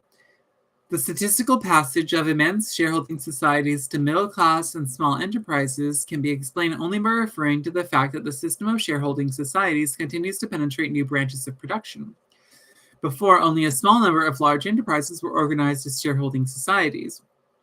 Gradually, shareholding organization has won middle-sized and even small enterprises. Today, we can observe shareholding societies with a capital below 1,000 marks. Now, what is the economic significance of the extension of the system of shareholding societies? Economically, the spread of shareholding societies stands for the growing socialization of production under the capitalist form. Socialization not only of large, but also middle-sized and small production. The extension of shareholding does not, therefore, contradict Marx's theory, but on the contrary, confirms it emphatically. What does the economic phenomena of shareholding society actually amount to? It represents, on the one hand, the unification of a small number of fortunes into a large capital production. It stands, on the other hand, for the separation of production from capitalist ownership. That is, it denotes that a double victory being won over the capitalist mode of production, but still on a capitalist base. That is what is therefore of the statistics cited by Bernstein, according to which never greater number of shareholders participate in capitalist enterprises. The statistics go on to demonstrate precisely the following. At present, a capitalist enterprise does not correspond as before to a single proprietor of capital, but to a number of capitalists. Consequently, the economic notion of capitalist no longer signifies an isolated individual. The industrial capitalist of today is a collective person composed of hundreds and even of thousands of individuals. The category capitalist has itself become a social category, and it has become socialized within the framework of capitalist society. That's funny. Good point. Very, very, very good point. I mean, I guess that's lost on us today. If you have even an ounce of real serious consideration for the conditions of production and where the money goes in contemporary society, of the contemporary world. But definitely, I mean, even today, people still are like, Jeffrey Bezos or Elon Musk or someone like that, rather than thinking about a whole social strata of people that kind of in an almost kind of collective way manage but own and control the flow of capital. And so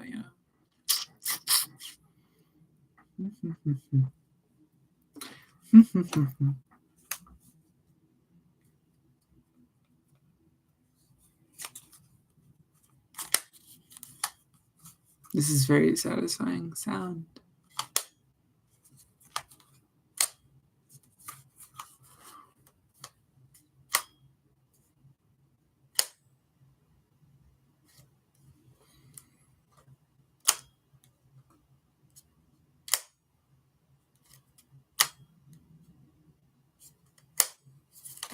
Okay.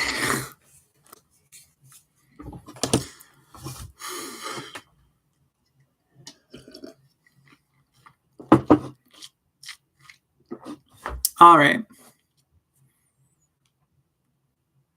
Let's get back to it.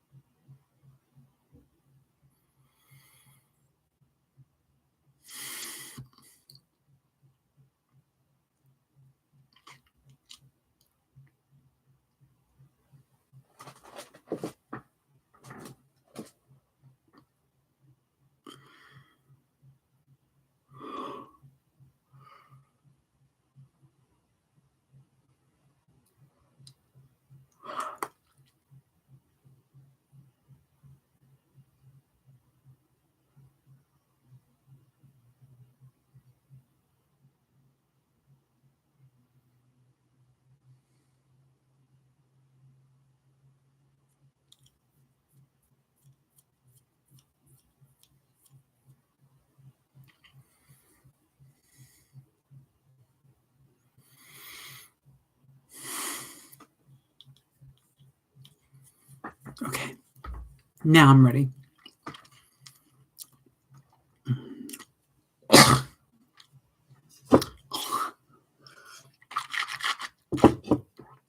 Okay.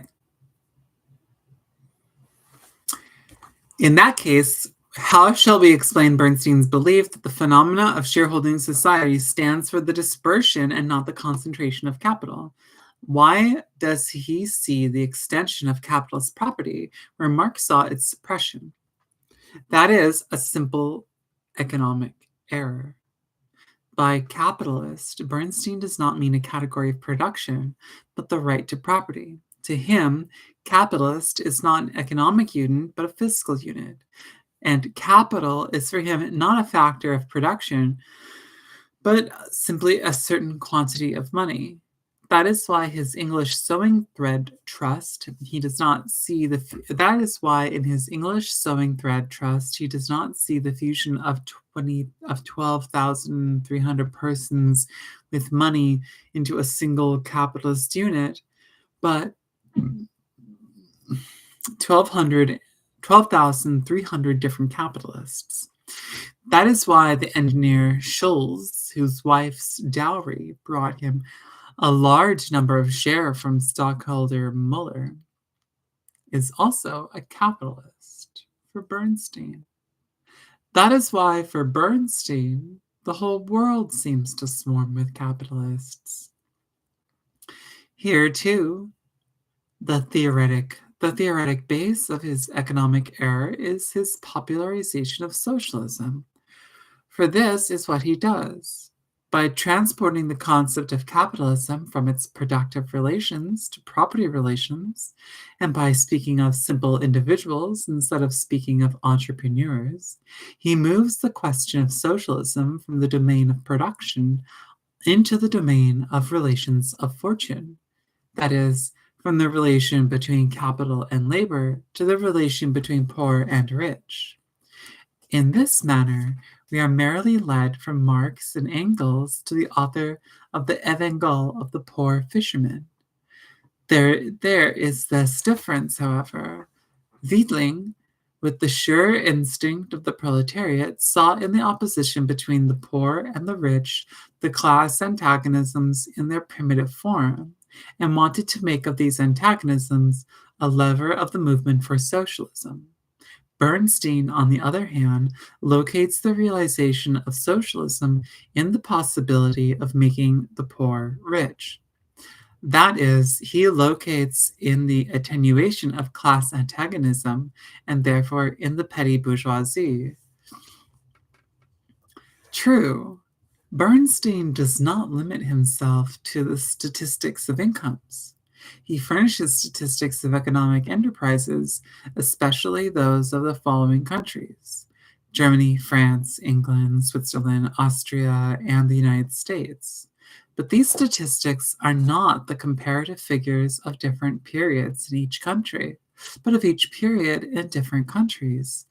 We are not therefore offered, with the exception of Germany, where he repeats old contrasts between 1885 and 1892, a comparison of the statistics of enterprises of a given country at different epochs, but the absolute figures for different countries.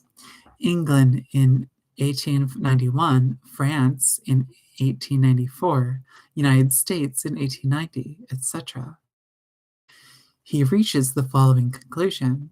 Although it is true that large exploitation is already supreme in industry today, it nevertheless represents, including the, here, let me go ahead and try reading that sentence again. He reaches the following conclusion. Although it is true that large exploitation is already supreme in industry today, it nevertheless represents, including the enterprises dependent on large exploitation. Even in a country as developed in Prussia, only half of the population occupied in production. This is also true about Germany, England, Belgium, etc. What does he actually prove here? He proves not the existence of such or such a tendency of economic development, but merely the absolute relation of forces of different forms of enterprise, or put in other words, the absolute relations of the various classes in our society. Now, if one wants to prove in this manner the impossibility of realizing socialism, one's must rest on the theory according to which the result of social efforts is decided by the relation of the numerical material forces of the elements in the struggle, that is, by the factor of violence. In other words, Bernstein, who always thunders against Blanchism, himself falls into the grossest Blanquist error. There is this difference, however. To the Blanquists, who represented a socialist and revolutionary tendency, the possibility of the economic realization of socialism appeared quite natural. On the contrary, they built the chances of a violent revolution even by a small minority. Bernstein, on the contrary, infers from the numerical insufficiency of the socialist majority the impossibility of the economic realization of socialism. The social democracy does not, however, expect to attain its aim either as a result of the victorious violence of a minority or through the numerical superiority of a majority. It sees socialism as a result of economic necessity, and the comprehension of that necessity leads to the suppression of capitalism by the working masses, and this necessity manifests itself above all in the anarchy of capitalism. What is Bernstein's position in the decisive question of anarchy in capitalist economy? He denies only the great general crisis. He denies only the great general crisis. He does not deny partial and national crises. In other words, he refuses to see a great deal of the anarchy in capitalism. He's only a little of it. He is, to use Marx's illustration, like a foolish virgin who has a child who was only very small. But the misfortune is that in matters like economic anarchy, little and much are equally bad. If Bernstein recognizes the existence of a little of this anarchy, we may point out to him that by the mechanism of the market economy, this bit of anarchy will extend to unheard of proportions, to the end-to-end collapse. But if Bernstein hopes to transform gradually this bit of anarchy into order and harmony while maintaining the system of commodity production, he again falls into one of the fundamental errors of bourgeois political economy, according to which the mode of exchange is independent of the mode of production. Give me just one moment. I'm trying to read quietly and softly so that my voice doesn't get worn out. But it's actually, I mean, it is, whatever.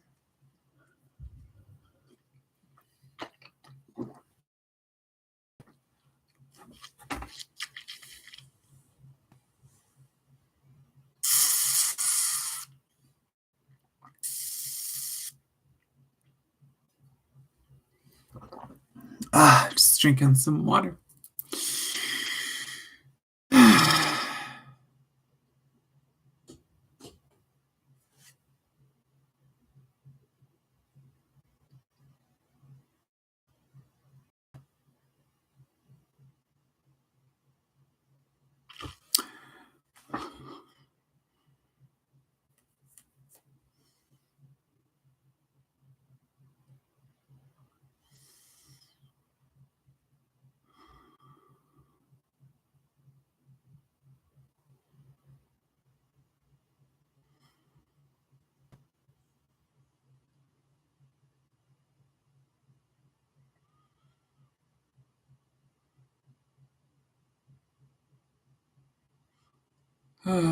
Sorry about that.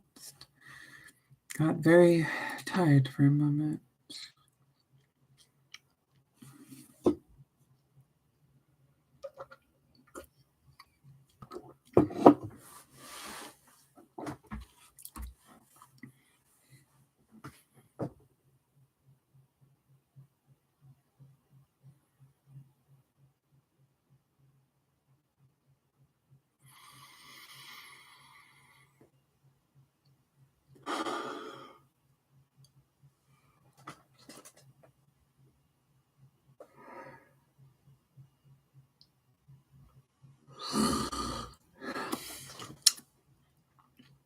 All right. This is not the this is not the place for a lengthy demonstration of Bernstein's surprising confusion concerning the most elementary principles of political economy. But there is one point to which we are led by the fundamental question of capitalist anarchy. That must be clarified immediately. Bernstein declares that Marx's law of surplus value is a simple abstraction. In political economy, a statement of this sort obviously constitutes an insult. Oh, yeah, big time. But if surplus value is only a simple abstraction, if it is only a figment of the mind, then every normal citizen who has done military duty and pays his taxes on time has the same right as Karl Marx to fashion his individual absurdity, to make his own law of value.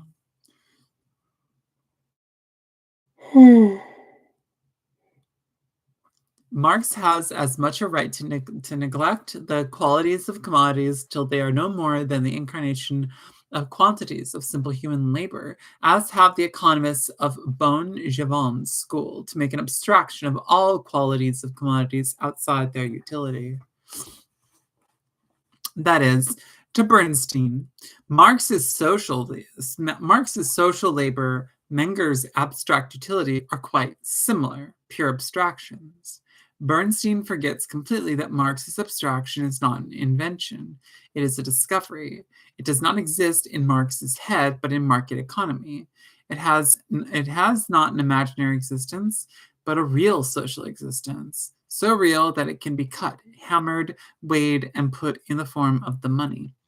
The abstract human labor discovered by Marx is, in its developed form, no other than money. That is precisely one of the greatest of Marx's discoveries. While to all bourgeois political economists, from the first of the mercantilists to the last of the classicists, the essence of money has remained a mystic enigma. Boehm-Givon's abstract utility is, in fact, a conceit of the mind, or, stated more correctly, it is a representation of intellectual emptiness, a private absurdity for which neither capitalism nor any other society can be made responsible, but only vulgar bourgeois economy itself. Hugging their brainchild, Bernstein, Boehm, and Jevons, and the entire subjective fraternity can remain 20 years or more from the mystery of money without arriving at a solution that is different from the one reached by any cobbler, namely, that money is also a useful thing. Bernstein has lost all comprehension of Marx's law of value. Anybody with a small understanding of Marxian economics can see that without the law of value, Marx's doctrine is incomprehensible. Or to speak more concretely, for him who does not understand the nature of the commodity and its exchange, the entire economy of capitalism, with all its oh God.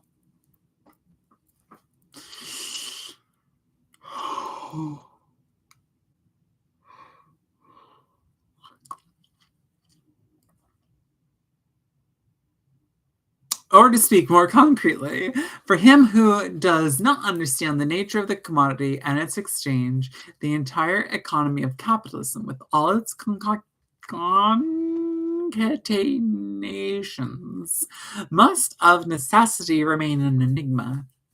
What precisely was the key which enabled Marx to open the door to the secrets of capitalist phenomena and solve, as if in play, problems that were not even suspected by the greatest minds of classic bourgeois economy? It was his conception of capitalist economy as a historic phenomena, not merely in the sense recognized in the best of cases by the classic economists, that is, when it concerns the feudal past of capitalism, but also insofar as it concerns the socialist future of the world. The secret of Marx's theory of value, of his analysis of the problem of money, of his theory of capital, of the theory of the rate of profit, and consequently of its collapse, leading, and this is only another aspect of the same phenomena, to socialism. It is only because Marx looked at capitalism from the socialist viewpoint, that is, from the historic viewpoint, that he was enabled to decipher the hieroglyphics of capitalist economy. And it is precisely because he took the socialist viewpoint as a point of departure for his analysis of bourgeois society that he was in a position to give us a scientific basis of the socialist movement. This is the measure by which we evaluate Bernstein's remarks. He complains of the dualism found everywhere in Marx's monumental Capital. The work wishes to be a scientific study and prove at the same time a thesis that was completely elaborated a long time before the editing of the book. It is based on a schema that already contains the result to which it wants to lead.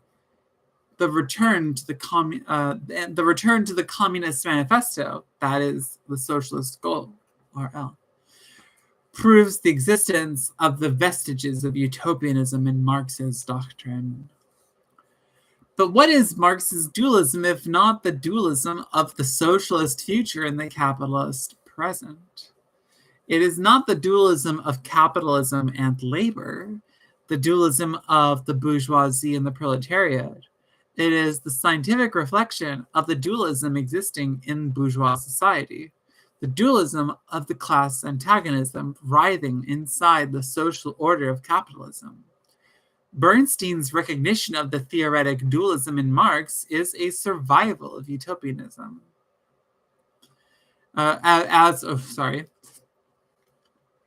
Bernstein's recognition of this theoretic dualism in Marx as a survival of utopianism is really his naive avowal that he denies the class antagonism in capitalism. It is his confession that socialism has become for him only a survival of utopianism. What is Bernstein's monism, Bernstein's utility, but the eternal unity of the capitalist regime? The unity of the former socialist who has renounced his aim and decided to find in bourgeois society one and immutable, the goal of human development. The goal of human development? Bernstein does not see in the economic structure of capitalism the development that leads to socialism, but in order to conserve his socialist program, in at least in form. He is obliged to take refuge in an idealist construction placed outside all economic development. He is obliged to transform socialism itself from a definite historical phase of social development into an abstract principle. That is why the cooperative principle, the meager decantation of socialism by which Bernstein wishes to garnish capitalist economy, appears as a concession made not to the socialist future of society, but to Bernstein's own socialist past. Interesting. Chapter 7. I think that's like the longest chapter.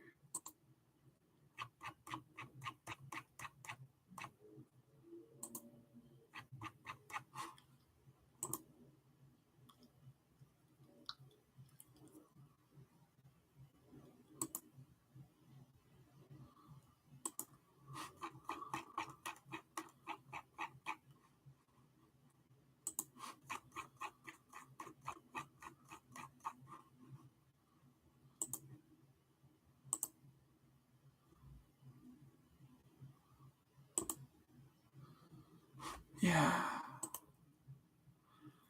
Chapter 7 is the longest chapter, but it's honestly, I'm looking, once I'm beyond that hump, I'm so far in the clear. Like, oh yeah. Then it's party time. But I'm gonna take a small break. I'll be back. 10 minutes at most, I think, probably. Don't worry. Don't touch that dial. Actually, please do. Please, if you are watching this, stop. Or no, if you no, yeah, no, or you could take a break or not, because if you're watching this, you're not watching it streaming. You're watching it sometime in the far-flung future, and in that case, just skip ahead. Skip ahead. Move on to the next part. Like come back. Like fast forward it to when I come back. Because I'm gonna leave right now for just a minute. But yeah.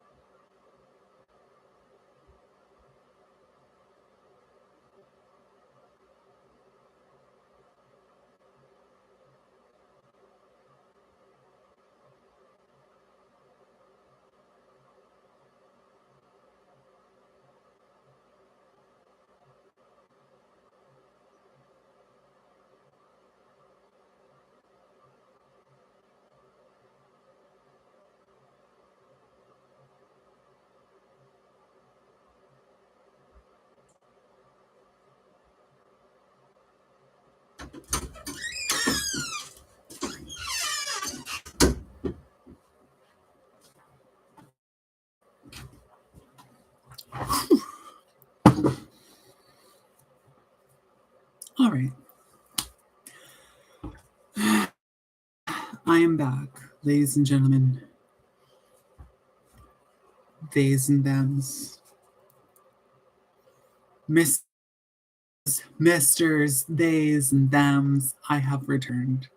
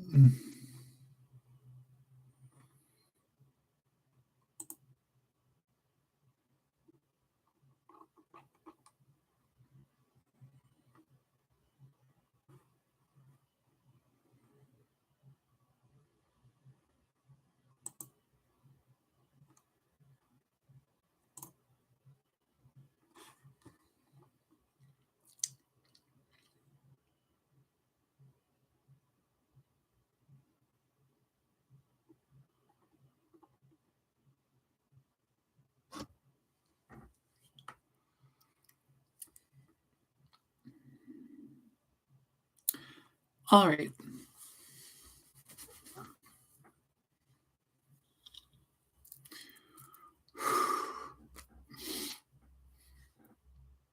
It's time to jump back in. Chapter 7.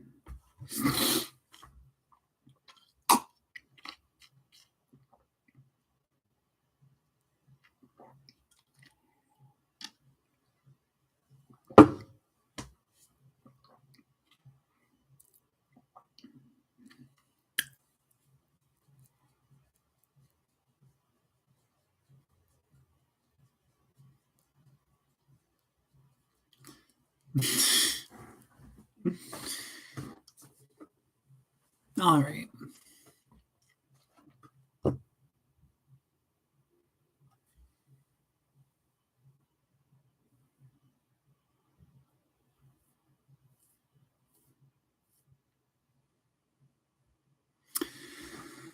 Let's see here. Cooperatives, unions, democracy. Chapter 7. The longest chapter.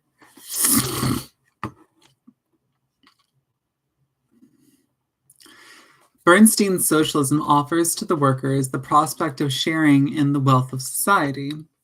The poor are to become rich. How will this socialism be brought about? His article in the New Zeit, Problems of Socialism, contained only vague allusions to this question. Adequate information, however, can be found in his book. Bernstein's socialism is to be realized with the aid of these two instruments: labor unions, or as Bernstein himself characterizes them, economic democracy, and cooperatives. The first will suppress industrial profit. The second, it's funny, that kind of reminds me of like Richard Wolff. Is Richard Wolff like a Bernsteinite type person?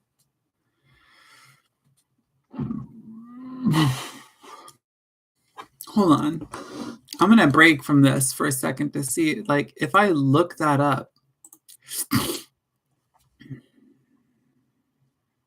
I look that up, will I find anyone talking about that pattern? It's an interesting question to me.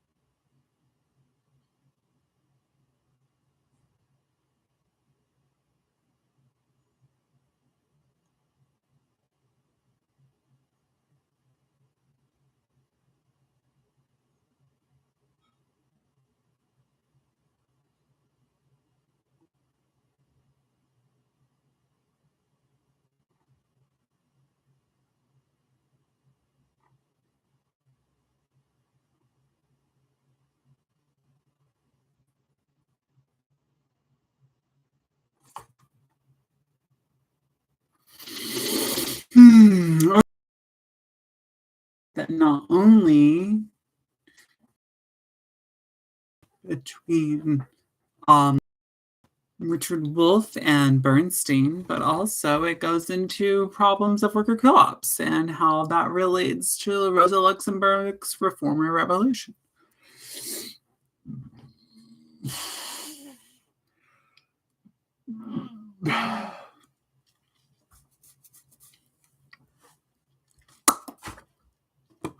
That's cool.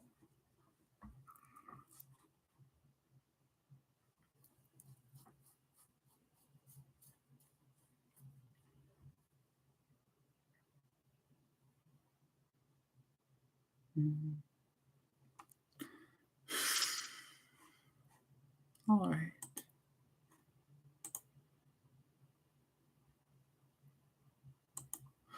I've got like these weird feelings going on in my intestines.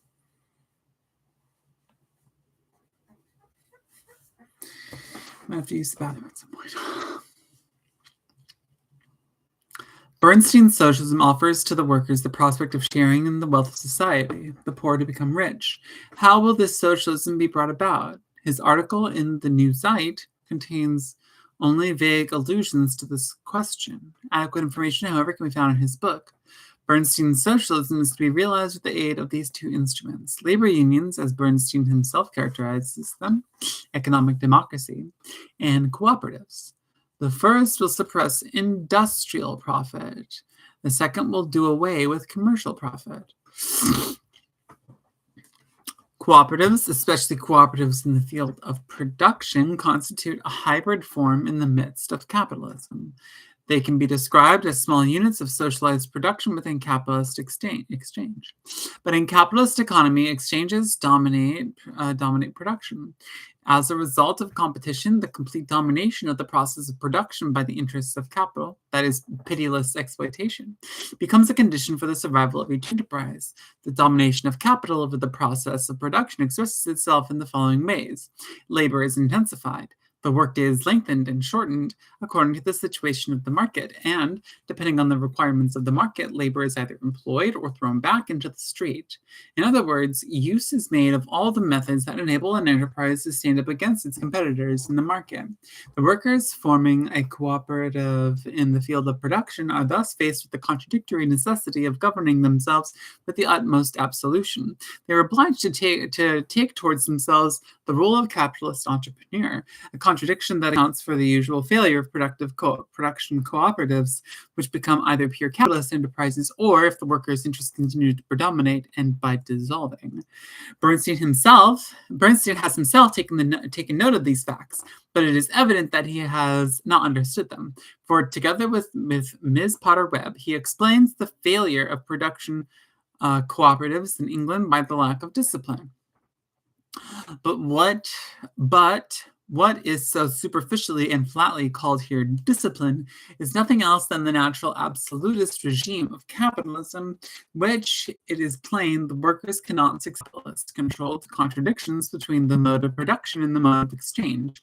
And they can accomplish this only by removing themselves artificially from the influence of the law of free competition. And they can succeed in doing the last only when they assure themselves beforehand of a constant circle of consumers. That is, when they assure themselves of a constant market.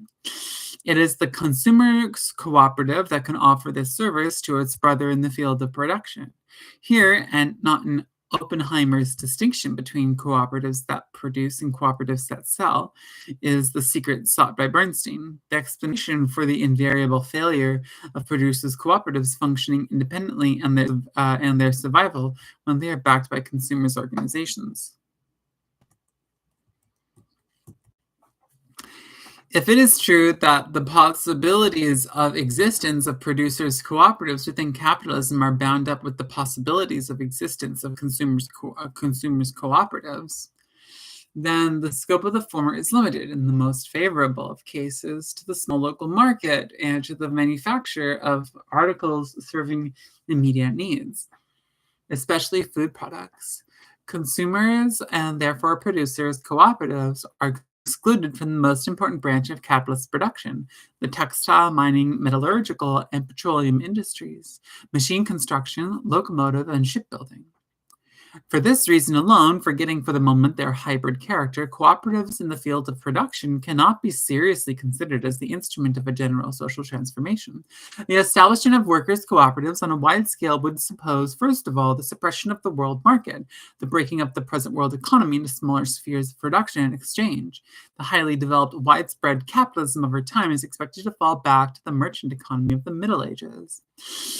Within the framework of the present society, producers' cooperatives are limited to the role of simple annexes to consumers' cooperatives. It appears, therefore, that the latter must be the beginning of the proposed social change.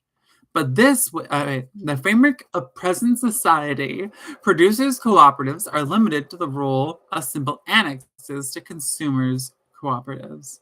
It appears, therefore, that the latter must be the beginning of the proposed social change. So, I see. But this way, the expected reform of society by means of cooperatives ceases to be an offensive against capitalist production.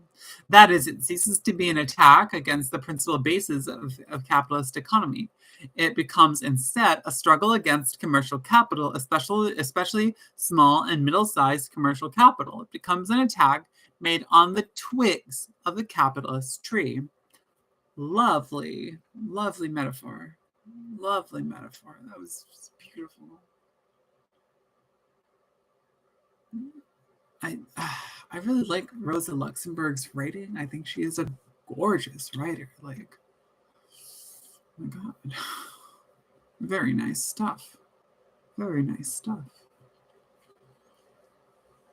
According to Bernstein, trade unions, too, are a means of attack against capitalism in the field of production. We have already shown that trade unions cannot give the workers the determining influence over production. Trade unions can determine neither the dimensions of production nor the technical progress of production. This may be said about the purely economic side of the struggle at the rate of wages against the rate of profit, as Bernstein labels the activity of the trade union. It does not take place in the blue of the sky. It takes place within the well-defined framework of the law of wages. The law of wages is not shattered, but applied by trade union activity. According to Bernstein, it is the trade union that leads in the general movement of the emancipation of the working class, the real attack against the rate of industrial profit. According to Bernstein, trade unions have the task of transforming the rate of industrial profit into rates of wages. The fact is that trade unions are least able to execute an economic offensive against profit. Trade unions are nothing more than the organized defense of labor power against the attacks of profit. They express the resistance offered by the working class to the oppression of the capitalist economy. On the one hand, trade unions have the function of influencing the situation of the labor power market. But this influence is being constantly overcome by the proletarianization of the middle layers of our society, a process which continually brings new merchandise on the labor market. The second function of the trade unions is to ameliorate the conditions of the workers. That is, they attempt to increase the share of the social wealth going to the working class. This share, however, is being reduced with the fatality of a natural process by the growth of the productivity of labor. One does not need to be a Marxist to notice this. It suffices to read Rodbertus in explanation of the social question. In other words, the objective conditions of capitalist society transform the two economic functions of the trade unions into a sort of labor of Sisyphus, which is nevertheless indispensable, for as a result of the activity of his trade unions, the worker succeeds in obtaining for himself the rate of wages due to him in accordance with the situation of the labor power market. As a result, the trade union activity, the capitalist law of wages is applied, and the effect of the depressing tendency of the economic development is paralyzed, or to be more exact, attenuated. However, the transformation of the trade union into an instrument for the progressive reduction of profit in the favor of wages presupposes the following social conditions. First, the cessation of the proletarianization of the middle strata of our society. Secondly, a stoppage of the growth of productivity of labor. We have, in both cases, a return to pre-capitalist conditions. Cooperatives and trade unions are totally incapable of transforming the capitalist mode of production. This is really understood by Bernstein, though in a confused manner. For he refers to cooperatives and trade unions as a means of reducing the profit of the capitalists and thus enriching the workers. In this way, he renounces the struggle against the capitalist mode of production and attempts to direct the socialist movement to struggle against capitalist distribution. Again and again, Bernstein refuses to socialism as an effort towards juster and more just mode of distribution. It cannot be denied that the direct cause leading the popular masses into the socialist movement is precisely the unjust mode of distribution characteristic of capitalism. It cannot be denied that the direct cause leading the popular masses into the socialist movement is precisely the unjust mode of distribution characteristic of capitalism. When the social democracy struggles for the socialization of the entire economy, it aspires therewith also to a just distribution of the social wealth. But guided by Marx's observation that the mode of distribution of a given epoch is a natural consequence of the mode of production of that epoch, the social democracy does not struggle against distribution in the framework of capitalist production. It struggles instead for the suppression of the capitalist production itself. In a word, the social democracy wants to establish the mode of socialist distribution by suppressing the capitalist mode of production. Bernstein's method, on the contrary, proposes to combat the capitalist mode of distribution in the hopes of gradually establishing in this way the socialist mode of production. What, in that case, is the basis of Bernstein's program for the reform of society? Does it find support in definite tendencies of capitalist production? No. In the first place, he denies such tendencies. In the second place, the socialist transformation of production is for him the effect and not the cause of distribution. He cannot give his program a materialist base because he has already overthrown the aims and the means of the movement for socialism, and therefore its economic conditions. As a result, he is obliged to construct himself an idealist base. Why represent socialism as the consequence of economic compulsion, he complains? Why degrade man's understanding, his feelings of justice, his will? Bernstein's superlatively just distribution is to be attained thanks to man's free will, man's will acting not because of economic necessity, since this will is only an instrument, but because of man's comprehension of justice, because of man's idea of justice. We thus quite happily return to the principle of justice, to the old war horse on which the reformers of the earth have rocked for ages, for the lack of a surer means of historic transportation. We return to the lamentable Rosinate on which the Don Quixotes of history have galloped towards the great reform of the earth, always to come home with their eyes blackened. The relation of the poor to the rich, taken as a base for socialism, the principle of cooperation as the content of socialism, the most just distribution as its aim, the idea of justice as its only historic legitimization, with how much more force, more with and more fire, did Wittling defend the sort of socialism 50 years ago. However, the genius of a tailor did not know scientific socialism. If today the conception, tore into bits by Marx and Engels a half-century ago, is patched up and presented to the proletariat as the last world of social science, that too is the art of a tailor, but it has nothing of a genius about it. Trade unions and cooperatives are the economic support of the theory of revisionism. Its principal political condition is the growth of democracy. The present manifestations of political reaction are to Bernstein only displacement. He considers them accidental, momentarily, suggests that they are not to be considered in the elaboration of the general directives of the labor movement. To Bernstein, democracy is an inevitable stage in the development of society. To him, as to the bourgeois theoreticians of liberalism, democracy is the great fundamental law of historic development, the realization of which is served by all the forces of political life. However, Bernstein's thesis is completely false. Presented in his absolute force, it appears as a petty bourgeois vulgarization of the results of a very short phase of bourgeois development, the last 25 or 30 years. We reach entirely different conclusions when we examine the historic development of democracy a little closer and consider at the same time the general political history of capitalism.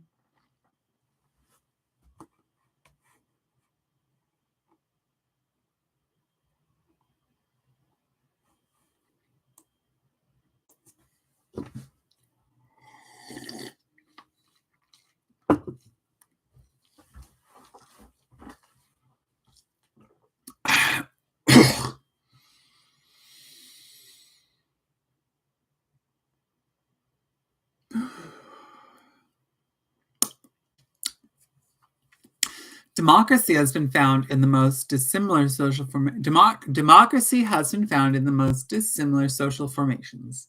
In primitive communist groups, in the slave states of antiquity, in the medieval communes. And similarly, absolutism and constitutional monarchy are to be found under the most varied economic orders.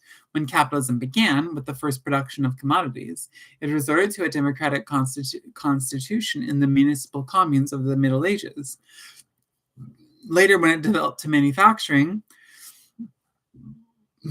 capitalism found its corresponding political form in the absolute monarchy. Finally, as they developed industrial economy, it brought into being in France the Democratic Republic of 1793, the absolute monarchy of Napoleon I, the nobles' monarchy of the Restoration period, the bourgeois constitutional monarchy of Louis Philippe, then again the Democratic Republic, and against the monarchy of Napoleon III, and finally, for the third time, the Republic. In Germany, the only truly democratic institution, universal suffrage, is not a conquest won by bourgeois liberalism. Universal suffrage in Germany was an instrument for the fusion of the small states. It is only in this sense that it has any importance for the development of the German bourgeoisie, which is otherwise quite satisfied with semi-feudal constitutional monarchy. In Russia, capitalism prospered for a long time under the regime of Oriental absolutism, without having the bourgeois manifest the least desire in the world to introduce democracy. In Austria, universal suffrage was above all a safety line thrown in a floundering and decomposing monarchy. In Belgium, the conquest of universal suffrage by the labor movement was undoubtedly due to the weakness of local militarism, and consequently to the special geographic and political situation of the country. But we have here a bit of democracy that has been won not by the bourgeoisie, but against it. The uninterrupted victory of democracy, which to our revisionism as well as to bourgeois liberalism appears as a great fundamental law of human history, and especially modern history, is shown upon closer examination to be a phantom.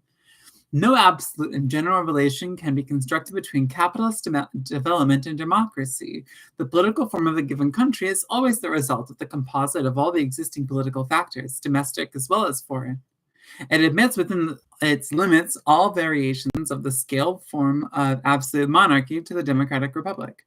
We must abandon, therefore, all hope of establishing democracy as a general law of historical development, even within the framework of modern society. Turning to the present phase of bourgeois society, we observe here, too, political factors which, instead of assuring the realization of Bernstein's schema, led rather to the abandonment of bourgeois society of the democratic conquest won up till now. The democratic institutions, and this is of great significance, have completely exhausted their function as aids in the development of bourgeois society. Insofar as they were necessary to bring about the fusion of small states and the creation of large modern states, Germany, Italy, they are no longer indispensable at present. Economic development has meanwhile affected an internal organic cicatrization? That's a strange word. That's a very strange word. I have no clue what that word means.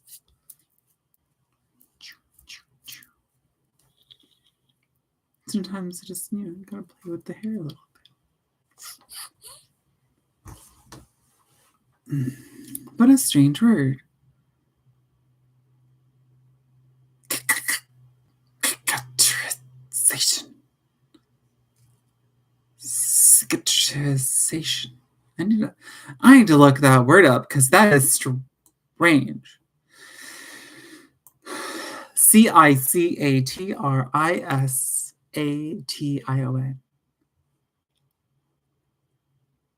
What is that?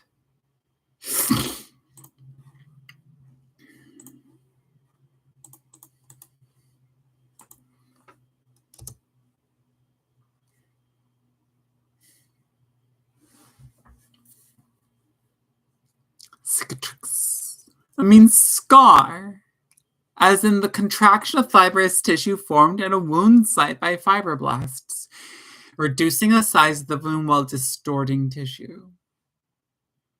The process of a wound healing to produce scar tissue. Huh. Interesting. I know. I got a bit of that going on right now. But anyway. At present, economic development has meanwhile affected an internal organic scarification, closing of the wound with the distortion of its organic components.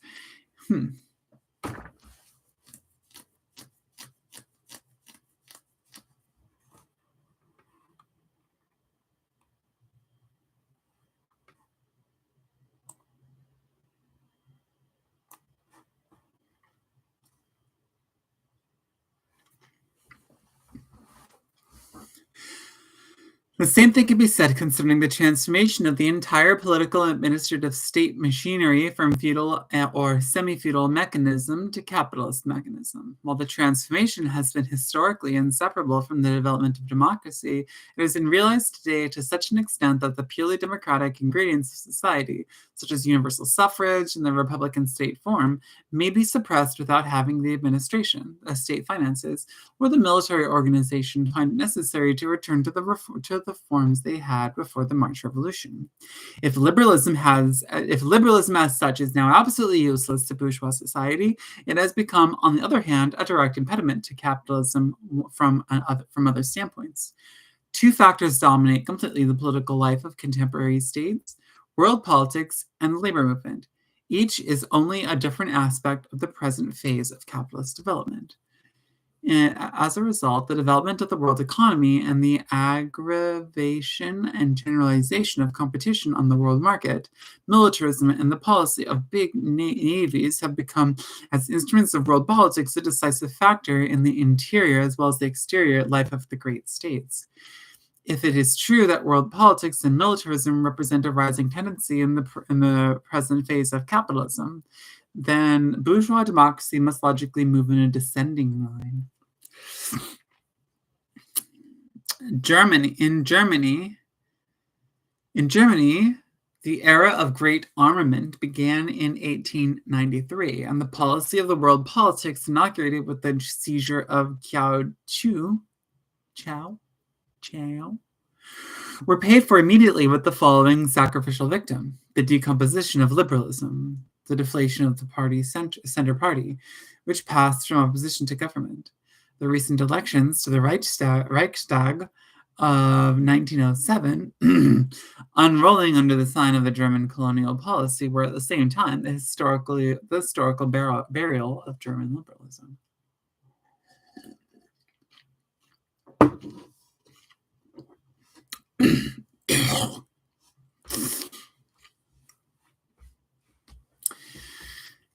If foreign politics push the bourgeoisie into the arms of reaction, this is no less true about domestic politics, thanks to the rise of the working class. Bernstein shows that he recognizes this when he makes the social democratic legend, which wants to swallow everything. In other words, the socialist efforts of the working class, responsible for the desertion of the liberal bourgeoisie.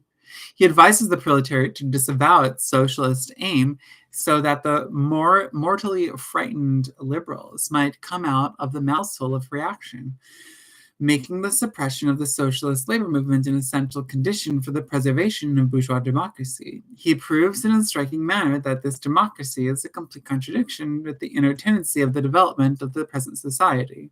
He proves at the same time that the socialist movement is itself a direct product of this tendency.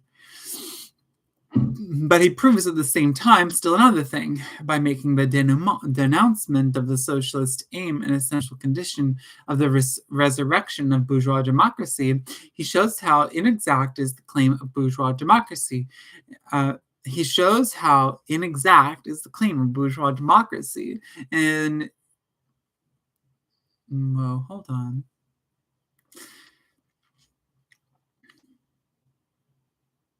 But he proves at the same time still another thing. By making the denouncement of the socialist aim an essential condition of the resurrection of bourgeois democracy, he shows how inexact is the claim that bourgeois democracy is an indispensable condition of the socialist movement and the victory of socialism. Okay. Bernstein's reasoning exhausts itself in a vicious circle. His conclusions swallow his premises. His premises. His conclusions swallow his premises. Interesting.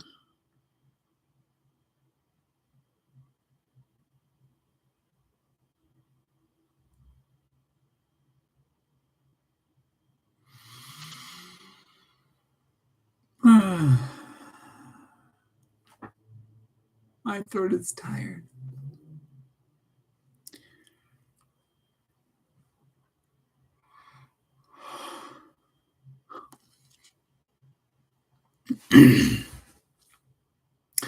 The solution is quite simple.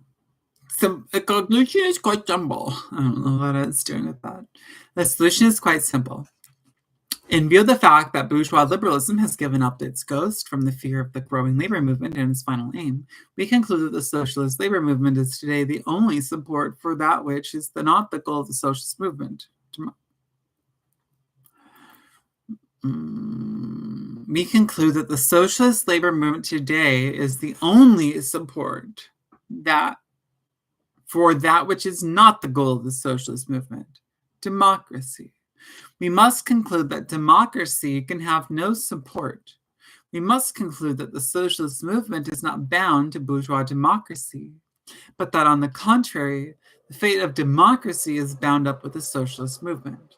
We must conclude from this that democracy does not acquire greater chances of survival as the socialist movement becomes sufficiently strong to struggle against the reactionary consequences of world politics and the bourgeois desertion of democracy. He who would strengthen democracy should want to strengthen and not weaken the socialist movement. He who renounces the struggle for socialism renounces both the labor movement and democracy.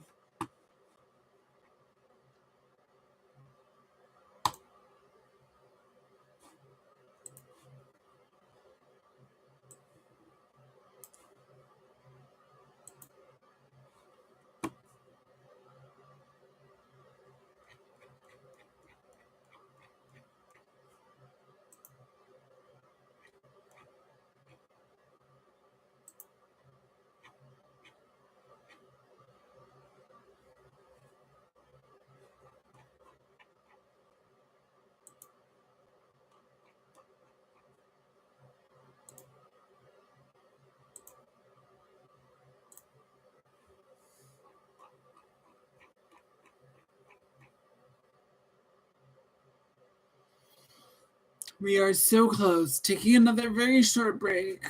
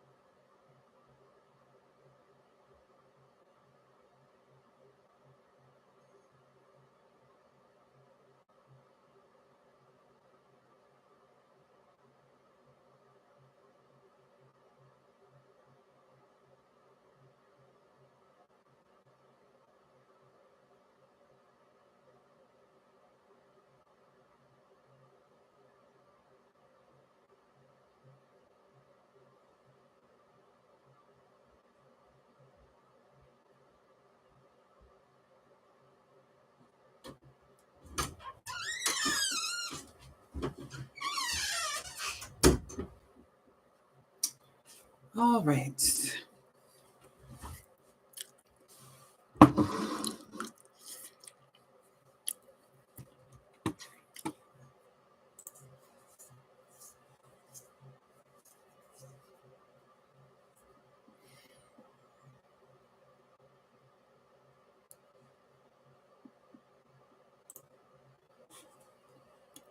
One second.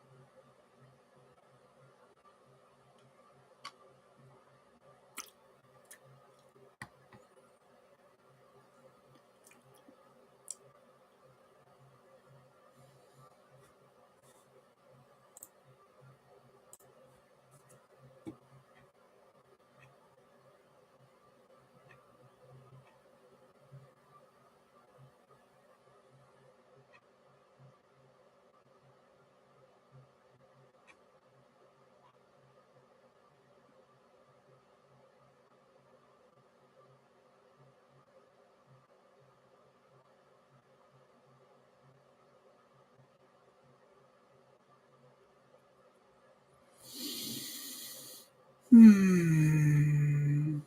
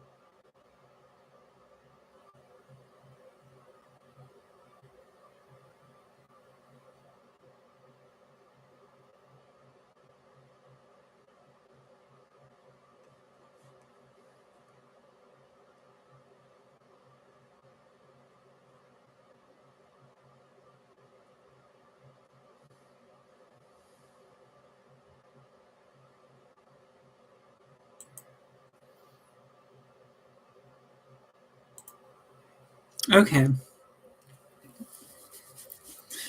I just needed a few moments of mind is empty. A few moments of blank space. A few moments of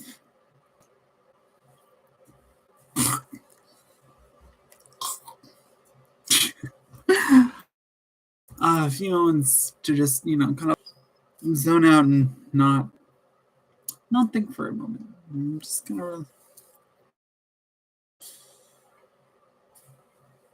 That's like that's one of the things I feel like social media does very well, far too well. Is that when using social media, you genuinely feel as though you're able to reach a state of being where you're not really worrying. There can be a negative feeling, it could be a feeling of like, oh, I'm just sitting here just sitting here on my phone. Or there can be a feeling of like, oh, like this person is stupid or this thing is stupid. But like in general, it's just very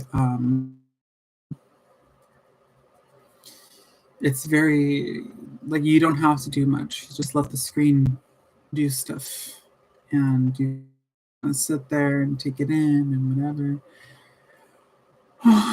Obviously, that is like not good in a lot of ways for a lot of reasons, but also it works to just kind of like give you this like kind of, I guess, false sense of jumping out of time in some sense. False, no, genuinely jumping out of time. But to what end? None. A lot of wasted time that way.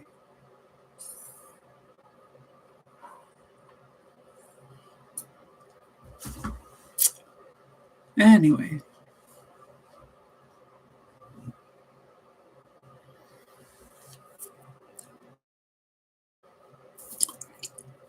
Hold on a second.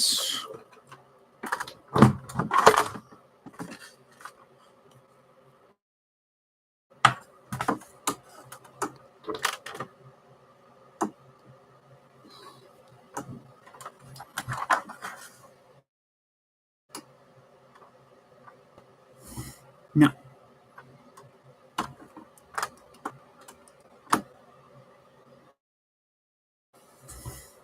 That's better.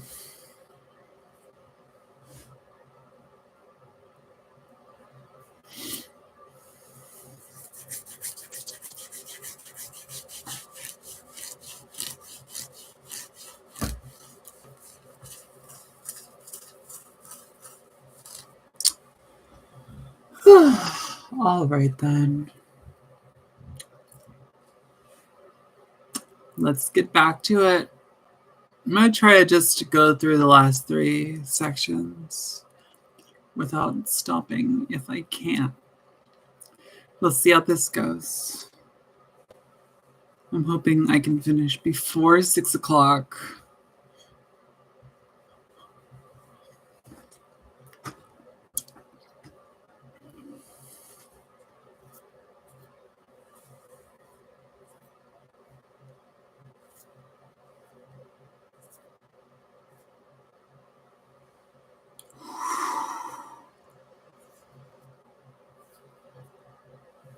Anyway, that was really goofy.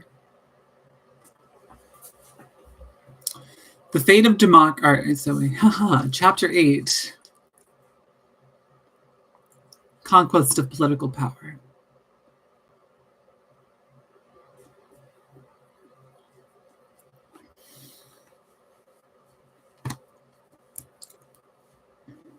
The fate of democracy is bound up, we have seen, with the fate of the labor movement.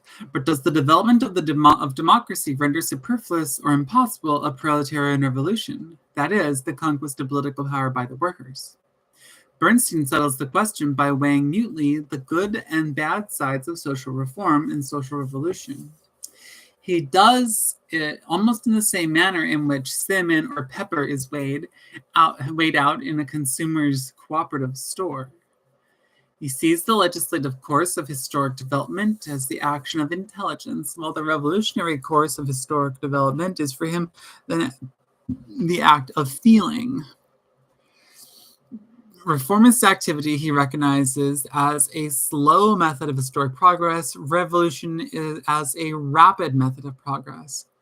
And in legislation, he sees a methodical force, in revolution, a spontaneous force.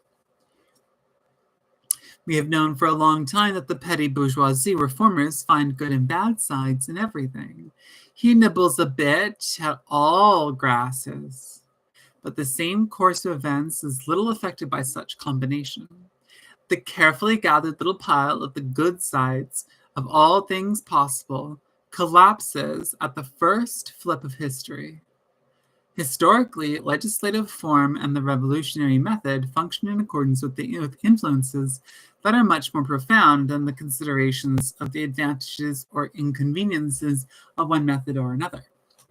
In the history of bourgeois society, legislative reforms served to strengthen progressively the rising class, till the latter was sufficiently strong to seize political power, to suppress the existing judicial system, to construct itself a new one. Bernstein, thundering against the conquest of political power as a theory of Blanquist violence, has the misfortune of labeling as a Blanquist error, that which has always been the pivot and the motive force of human history. From the first appearance of class societies, having the class struggle as the essential content of their history, the conquest of political power has been the aim of all rising classes.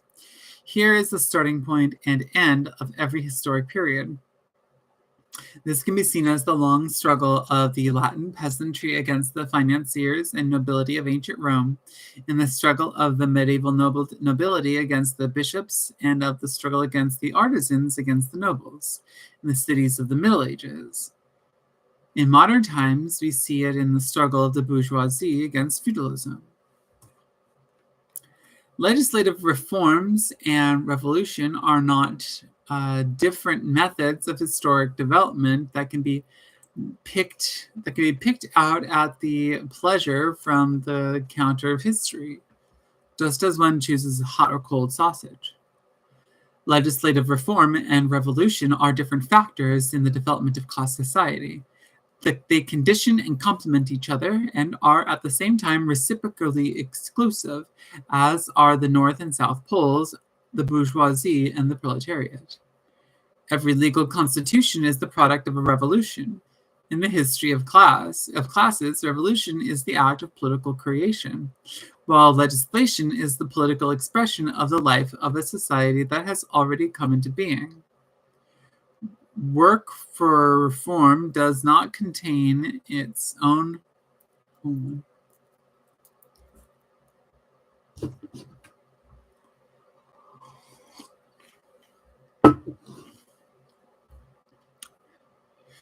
Every legal constitution is the product of a revolution.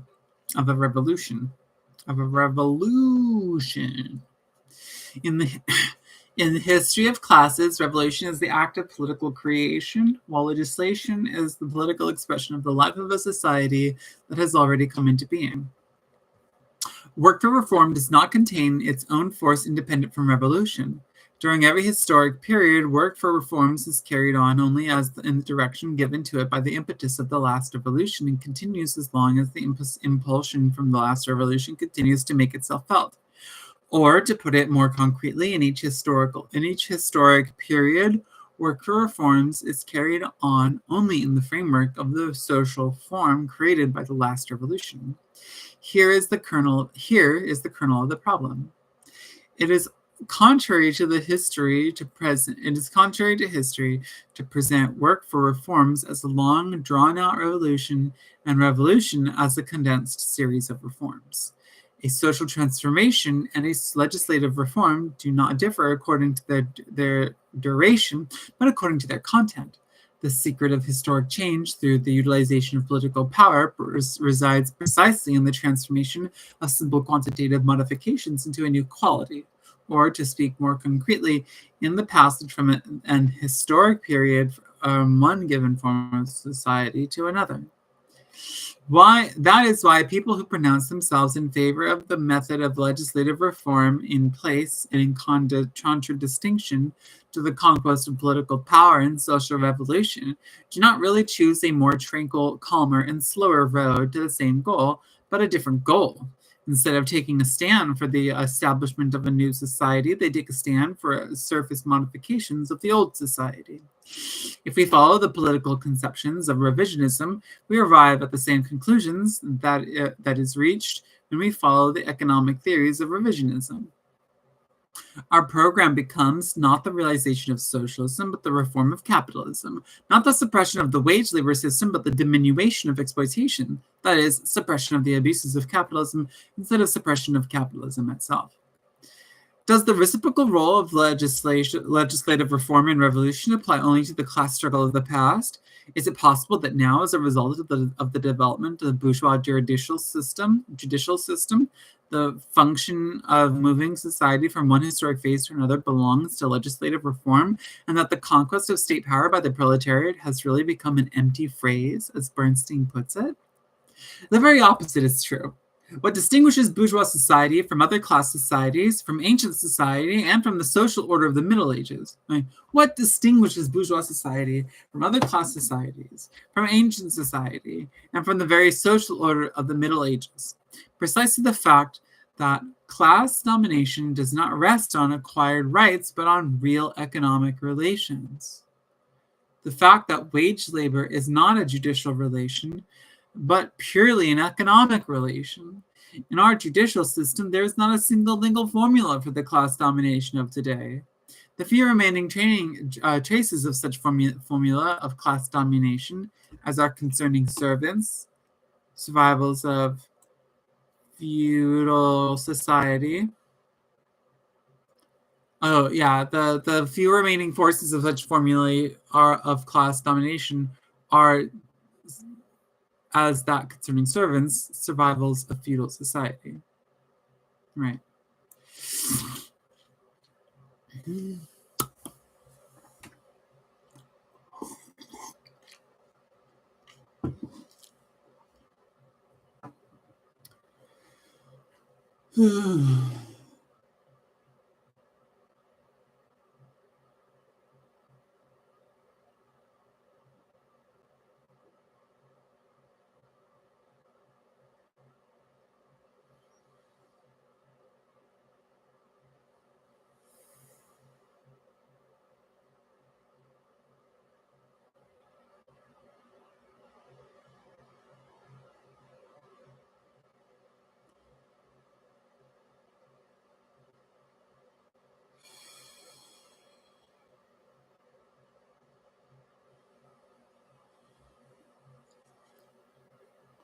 How can wage slavery be suppressed the legislative way if wage slavery is not expressed in the laws?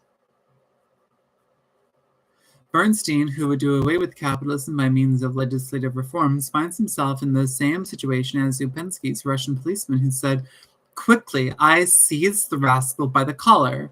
But what do I see? The confounded fellow has no collar." And that is precisely Bernstein's difficulty. All previous societies are based on an antagonism between the oppressing class and the oppressed class. Communist Manifesto. But in the preceding phases of modern society, this antagonism was expressed in distinctly determined judicial relations that could, especially because of that, accord to a certain extent a place to new relations within the framework of the old. In the midst of serfdom, the serf raised himself to the rank of a member of the town community. How was that made possible? It was made possible by the progressive of all feudal privileges in the environs of the city: the corvée, the right to special dress, the inheritance tax, the lord's claim to the best cattle, the personal levy, marriage under duress, the right to succession, etc., which altogether constituted serfdom. In the same way, the small bourgeois of the Middle Ages succeeded in raising itself, while it was still under the yoke of feudal absolutism, to the rank of bourgeoisie. By what means? By means of the formal partial suppression or complete loosening of the corporative bonds, by the progressive transformation of the fiscal administration and the army. Consequently, when we consider the question from the abstract point of view, not from the historic point of view, we can imagine, in view of the former class relations, a legal passage, according to the reformist method, from feudal society to bourgeois society. But what do we see in reality? In reality, we see that legal reforms do not Legal reforms not only do not obviate the seizure of political power by the bourgeoisie, but have, on the contrary, prepared for it and led to it. A formal social political transformation was indispensable for the abolition of slavery, as well as the complete suppression of feudalism. But the situation is entirely different now. No law obliges the proletariat to submit itself to the yoke of capitalism. Poverty, the lack of means of production, obliges the proletariat to submit himself to the yoke of capitalism. And no law in the world can give the proletariat the means of production while it remains in the framework of bourgeois society. For not laws, but economic development have torn the means of production from the producer's possession. And neither is the exploitation inside the system of wage labor based on laws. The level of wages is not fixed by legislation, but by economic factors. The phenomenon of capitalist exploitation does not rest on legal disposition, but on the purely economic fact that labor power plays in this exploitation the role of a merchandise possessing, among other characteristics, the agreeable quality of producing value, more than the value it consumes in the form of the laborer's means of subsistence. In short, the fundamental relation of the domination of the capitalist class cannot be transformed by means of legislative reforms on the basis of capitalist society, because these relations have not been introduced by bourgeois laws, nor have they received the form of such laws. Apparently, Bernstein is not aware of this, for he speaks of socialist reforms. On the other hand, he seems to express implicit recognition of this when he writes, on page 10 of his book, the economic motive acts freely today, while formerly it was masked by all kinds of relations of domination and by all sorts of ideology. It is one of the peculiarities of the capitalist order that within it, all the elements of the future society first assume in their development a form not approaching socialism, but on the contrary, a form moving more and more away from socialism. Production takes on a progressively increasing social character, but under what form is the social character of capitalist production expressed? It is expressed in the form of large enterprise, in the form of the shareholding concern, the cartel, within which the capitalist antagonisms, capitalist exploitation, the oppression of labor power are augmented to the extreme.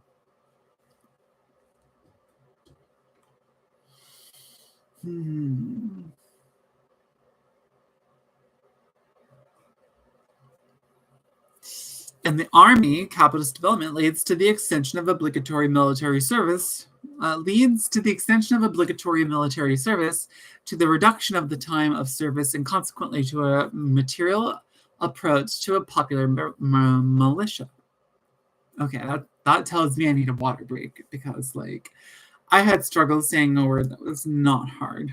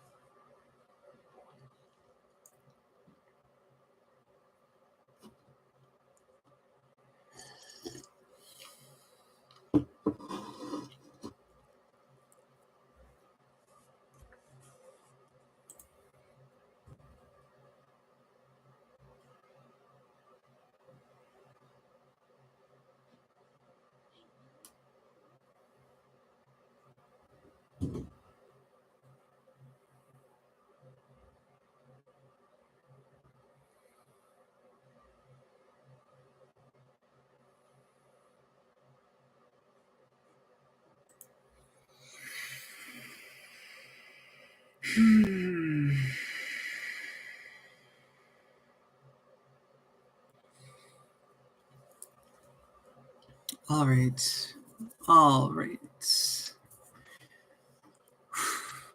In the army, capitalist development leads to the extension of obligatory military service, to the reduction of the time of service, and consequently to the material approach to popular militia.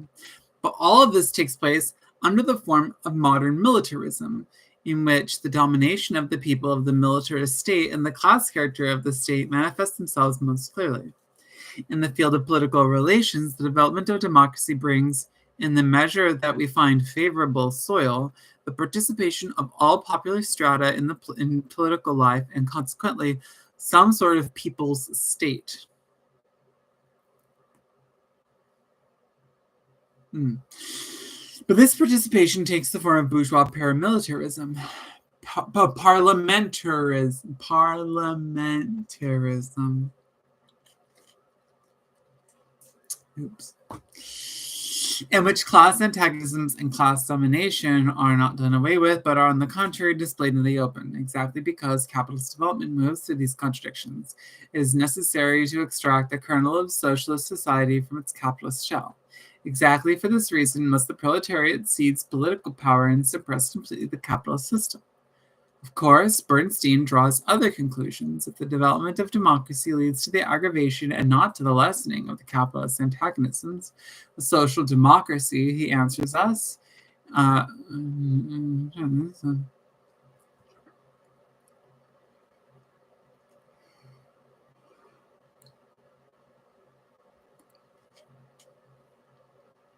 In the field of political relations, the development of democracy brings, in the measure that it finds a favorable soil, the participation of all popular strata in political life and, consequently, some sort of people's state. But this participation takes the form of bourgeois parliamentarism. I'm rereading that paragraph. Of course, Bernstein draws other conclusions. If the development of democracy leads to the aggravation and not to the lessening of capitalist antagonisms, the social democracy, he answers us, in order not to render its task more difficult, must by all means try to stop social reforms and the extension of democratic institutions. Indeed, that would be the right thing to do if the social democracy found to its taste the petty bourgeois manner. In the petty bourgeois manner, the futile task of picking for itself all the good sides of history and rejecting the bad sides of history. However, in that case, it should at the same time try to stop capitalism in general, for there is not doubt that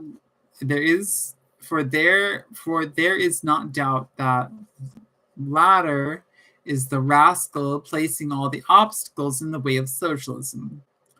But capitalism furnishes, besides the obstacles, also the only possibilities of realizing the socialist program. The same can be said about democracy.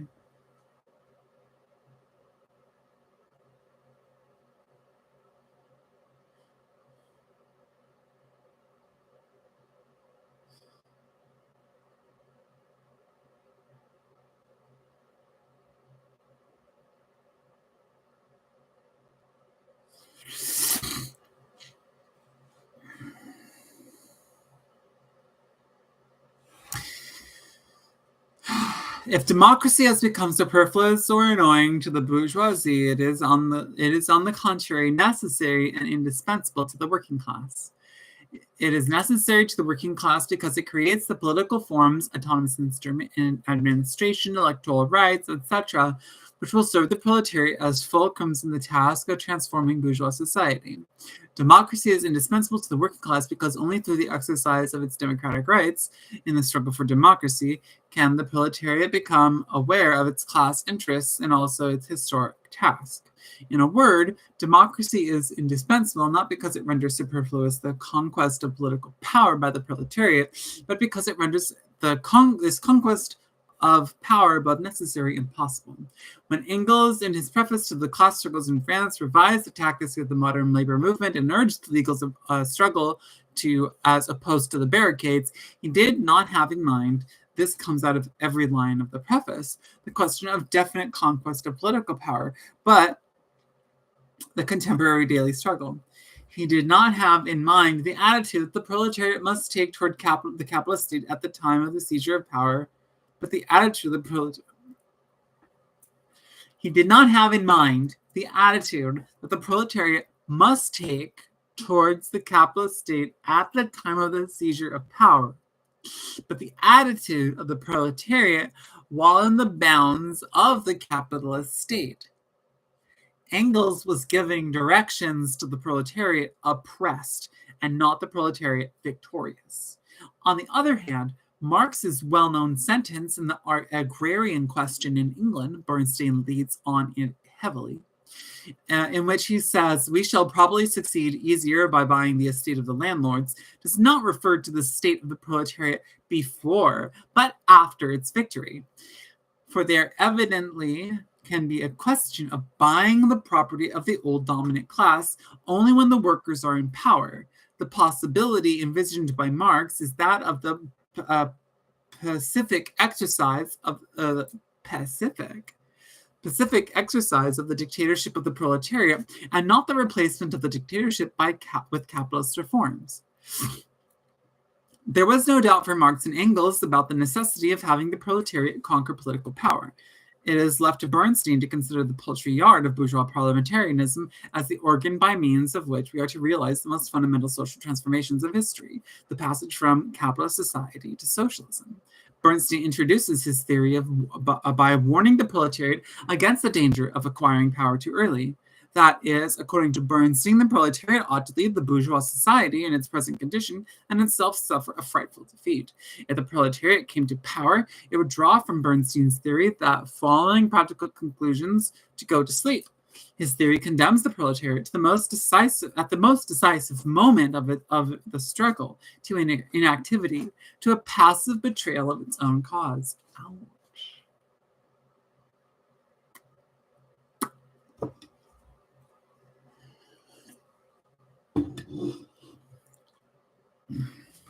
Our program would be a miserable scrap of paper if it could not serve us in all eventualities, at all moments, the struggle, and if it did not serve us by the application and not by its non-application.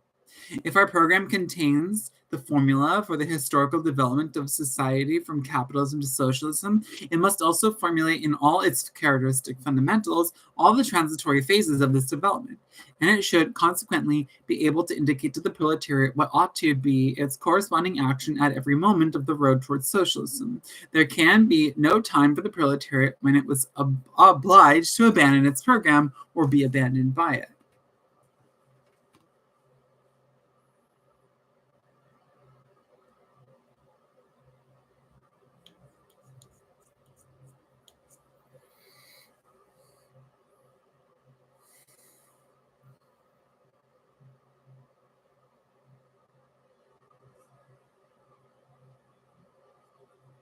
Trying to just make my face look as bad as possible for a second.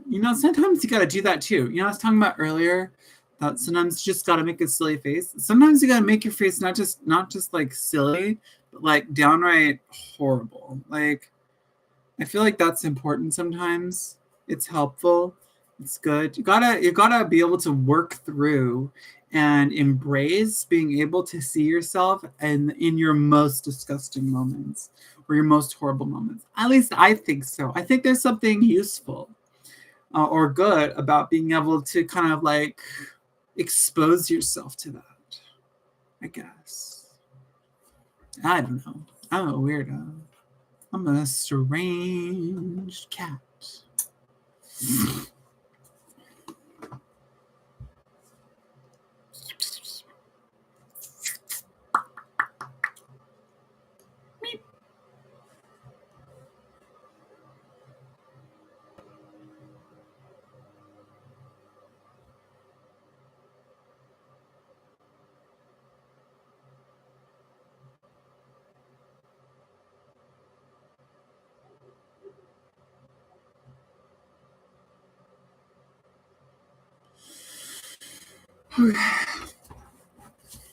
Practically, this is manifested in the fact that there can be no time when the proletariat, placed in power by the force of events, is not in the condition or is not morally obliged to take certain measures of the realization of its program, that is, take transitory measures in the direction of socialism.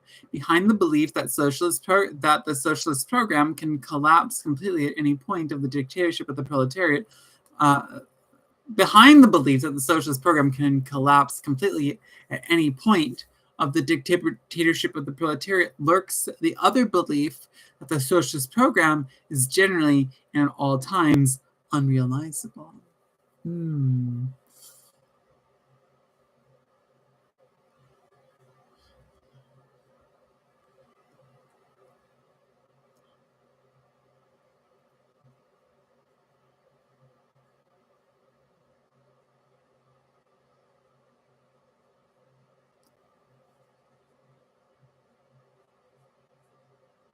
Yeah. What if and if the transitory measures are and what if the transitory measures are premature? The question hides a great number of mistakes, and what if the transitory measures are premature? The question hides a great number of mistaken ideas concerning the real course of social transformation. In the first place, the seizure of political power by the proletariat, that is to say, by a large popular class, is not produced artificially. It presupposes, with the exception of such cases as the Paris Commune, when the proletariat did not obtain power from a conscious struggle for its goal, but fell into its hands like a good thing abandoned by everyone else, a definite degree of maturity of economic and political relations. Here we have the essential difference between coup d'etat among Blanqui's conception, which are accomplished by an active minority and burst out like pistol shot, always inopportunely, and the conquest of political power by a great conscious popular mass, which can only be the product of the decomposition of bourgeois society, and therefore bears in itself the economic and political legitimization of its opportune appearance. If, therefore, considered from the angle of political effect, the conquest of political power by the working class cannot materialize itself too early, then from the angle of conservation of power, the premature revolution, the thought of which keeps Bernstein awake, menaces us like a sword of Damocles. Against the neither prayers nor supplication, neither scares nor any amount of anguish are of any avail, and this for two very simple reasons. In the first place, it is impossible to imagine that a transformation as formidable as the passage from capitalist society to socialist society can be realized in one happy act.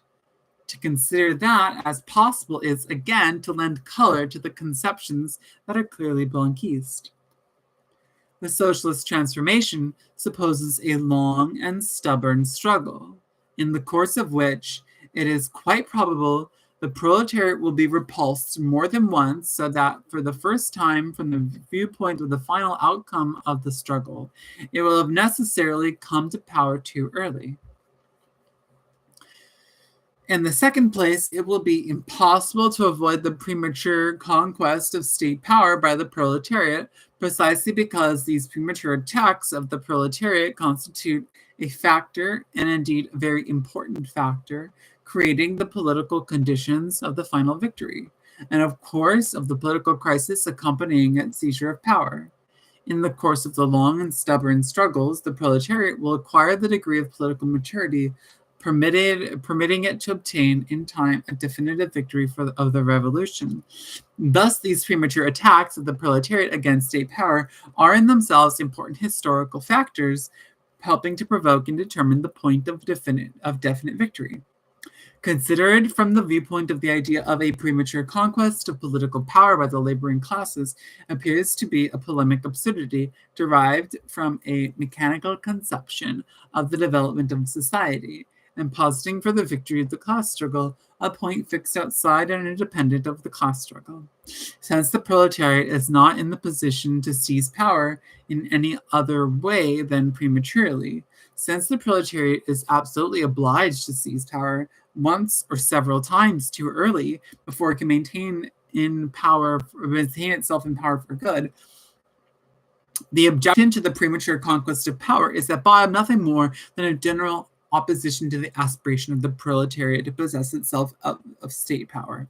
Just as all roads lead to Rome, so too do we logically arrive at the conclusion that the revisionist proposal to slight the final aim of the socialist movement is really a recommendation to renounce the socialist movement itself.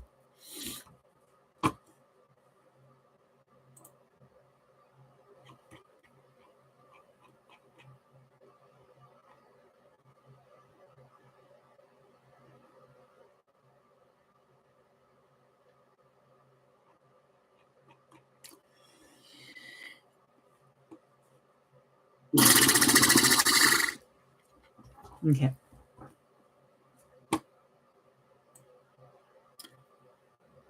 Chapter 9, Collapse.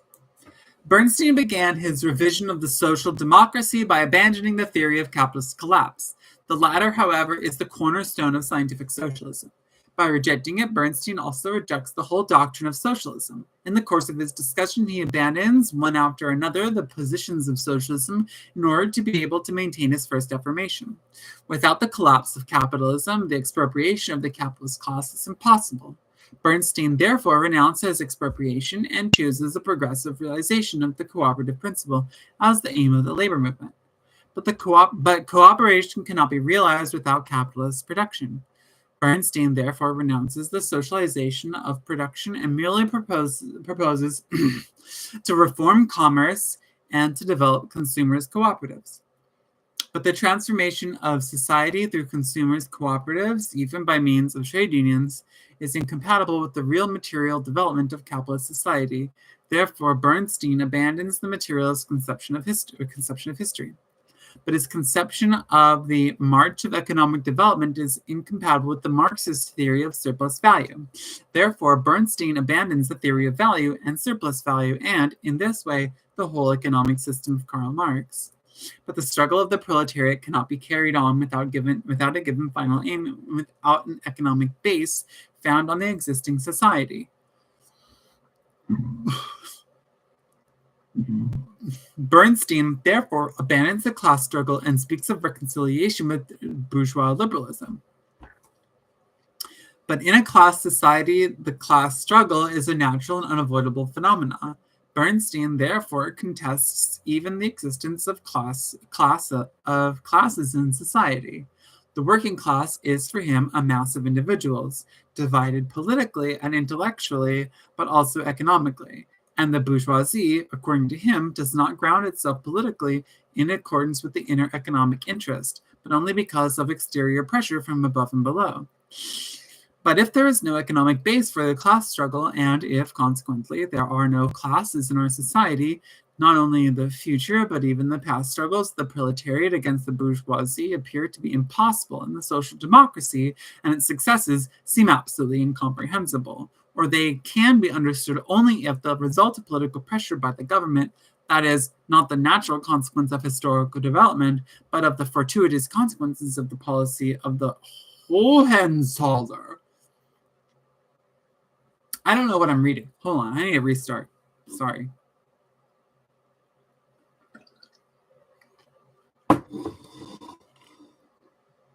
But in a class society, the class struggle is a natural and unavoidable phenomenon. Bernstein therefore contests even the existence of classes in society. Oof. The working class is for him a mass of individuals politically divided and intellectually, but also economically. Politically divided and intellectually, but also economically. And the bourgeoisie, according to him, does not group itself politically in accordance with its inner economic interests, but only because of exterior pressure from above and below.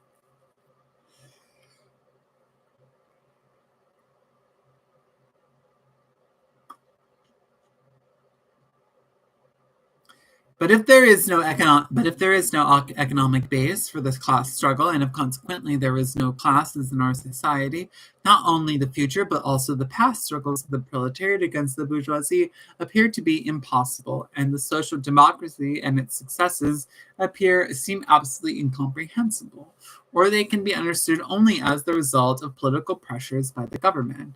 That is, not as the natural consequence of historic development, but as fortuitous consequences of the policy of the Hohenzollern, not as the legitimate offspring of capitalist society, but as not as the legitimate offspring of capitalist society, but as the legitimate offspring of capitalist society. But as the bastard children of reaction. The sentence is just written weird. Like it needs to be edited. There's like a repetition in the sentence. It doesn't make any sense.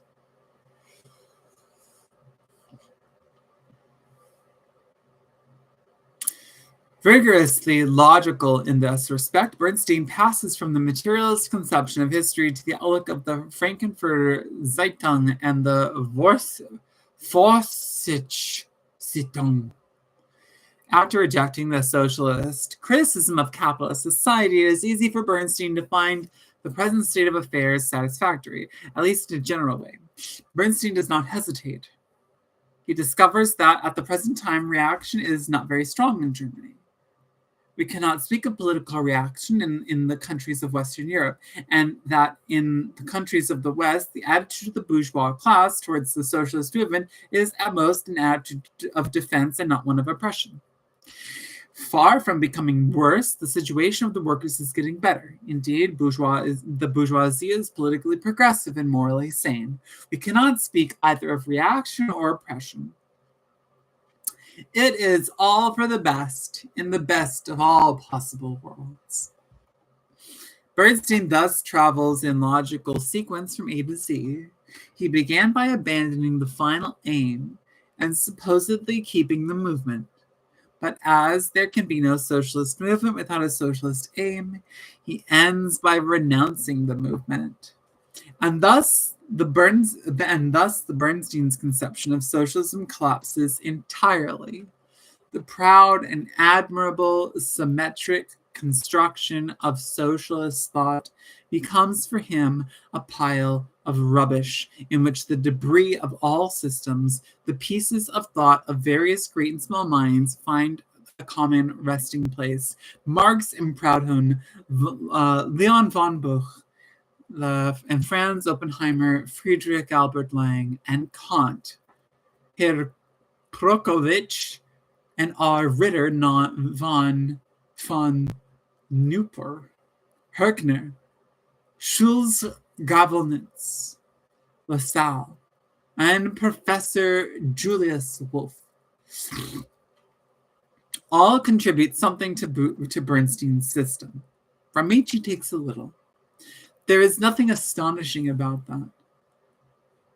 But when he abandoned scientific socialism, he had lost the axis of intellectual crystallization around which isolated facts group themselves in the organic whole of a coherent conception of the world.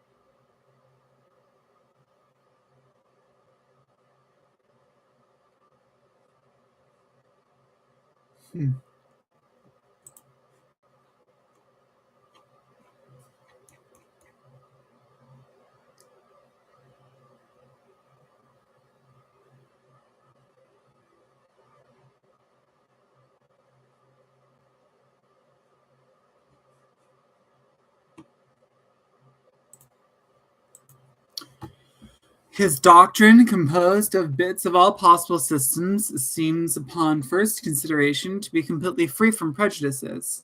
For Bernstein does not like talk of party science, or to be more exact, of class science, any more than he likes to talk of class liberalism or class morality. He thinks he succeeds in expressing human general abstract science, abstract liberalism, abstract morality. But since the society of reality is made up of classes which have diametrically opposed interests, aspirations, and conceptions, a general human science in social questions, an abstract liberalism, and abstract morality are at present illusions, pure utopia. The science, the democracy, the morality, considered by Bernstein in general, human, are merely the dominant science, dominant democracy, dominant morality, that is, bourgeois science, bourgeois democracy, bourgeois morality. When Bernstein rejects the economic doctrine of Marx in order to swear by the teachings of Brentano, Boheim, Bawark, Jevons, Say, and Julius Wolff, he exchanges the scientific base of the emancipation of the working class for the apologetics of the bourgeoisie. When he speaks of the generally human character of liberalism and transforms socialism into a variety of liberalism, he deprives the socialist movement generally of its class character, and consequently of its historic content, consequently of all content. Conversely, recognizes the class representing liberalism in history, the bourgeoisie, as the champion of the general interests of humanity. And when he wars against raising the material factors to the rank of an all-powerful force of development, when he protests against the so-called contempt for the ideal that is supposed to rule the social democracy, when he presumes to talk for idealism, for morals, pronouncing himself at the same time against the only source of the moral rebirth of the proletariat, a revolutionary class struggle, he does no more than the following: preach to the working class the quintessence of the morality of the bourgeoisie, that is, reconciliation with the existing social order and transfer of the hopes of the proletariat to the limbo of ethical simulacra. When he directs his keenest arrows against our dialectic system, he is really attacking the specific mode of thought employed by the conscious proletariat in the struggle for liberation. And it is an attempt to break the sword that has helped the proletariat to pierce the darkness of its future. It is an attempt to shatter the intellectual arm with which the aid of the proletariat, though materially under the yoke of the bourgeoisie, is yet enabled to triumph over the bourgeoisie. For it is our dialectical system that shows to the working class the transitory nature of this yoke, proving to workers the inevitability of their victory, and is already realizing a revolution in the domain of thought. Hold on. It is an attempt to shatter the intellectual arm with the aid of which the proletariat, materially under the yoke of the bourgeoisie, is yet enabled to triumph over the bourgeoisie. For it is our dialectical system that shows to the working class the transitory nature of this yoke, proving to the workers the inevitability of their victory, and is already realizing a revolution in the domain of thought. Saying goodbye to our system of dialectics and resorting instead to the intellectual seesaw of the well-known on the other hand, yes, but, although, however, more, less, etc., he quite logically lapses into a mode of thought that belongs historically to the bourgeoisie in decline, being the faithful intellectual reflection of the social existence and political activity of the bourgeoisie at that stage. The political, on the other hand, yes, but of the bourgeoisie today resembles in a marked degree Bernstein's manner of thinking, which is the sharpest and surest proof of the bourgeois nature of his conception of the world. But as it is used by Bernstein, the word bourgeois is not a class expression, but a general social notion. Logical to the end, he has exchanged, together with his science, politics, morals, and mode of thinking, the historic language of the proletariat for that of the bourgeoisie, when he uses without distinction the term citizen in reference to the bourgeoisie as well as to the proletarian, intending thereby to refer to man in general. He identifies man in general with the bourgeoisie and human society with bourgeois society.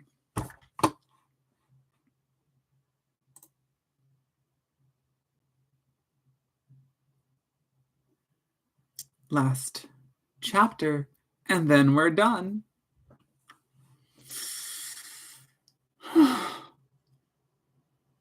Lovely.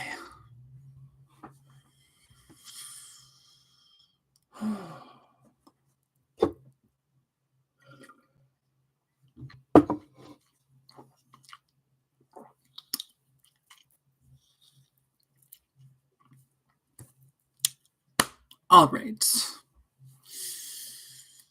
Chapter 10.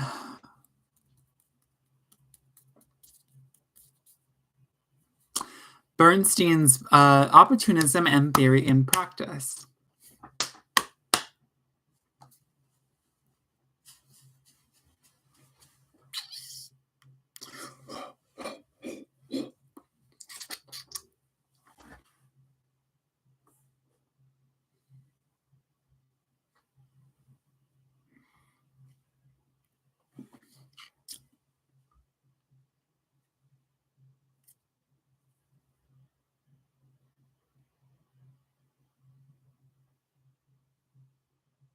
I have a hand. Look at this hand.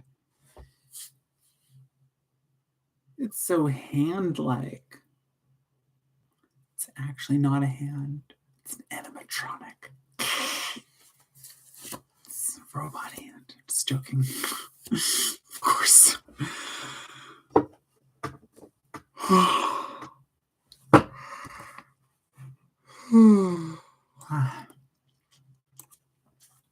Bernstein's book is of great importance to the German and the international labor movement. It is the first attempt to give a theoretic basis to the opportunist currents common in social democracy. These currents may be said to have existed for a long time in our movement, and if we take into consideration such sporadic manifestations of opportunism as the question of subsidization of steamers, if we take it,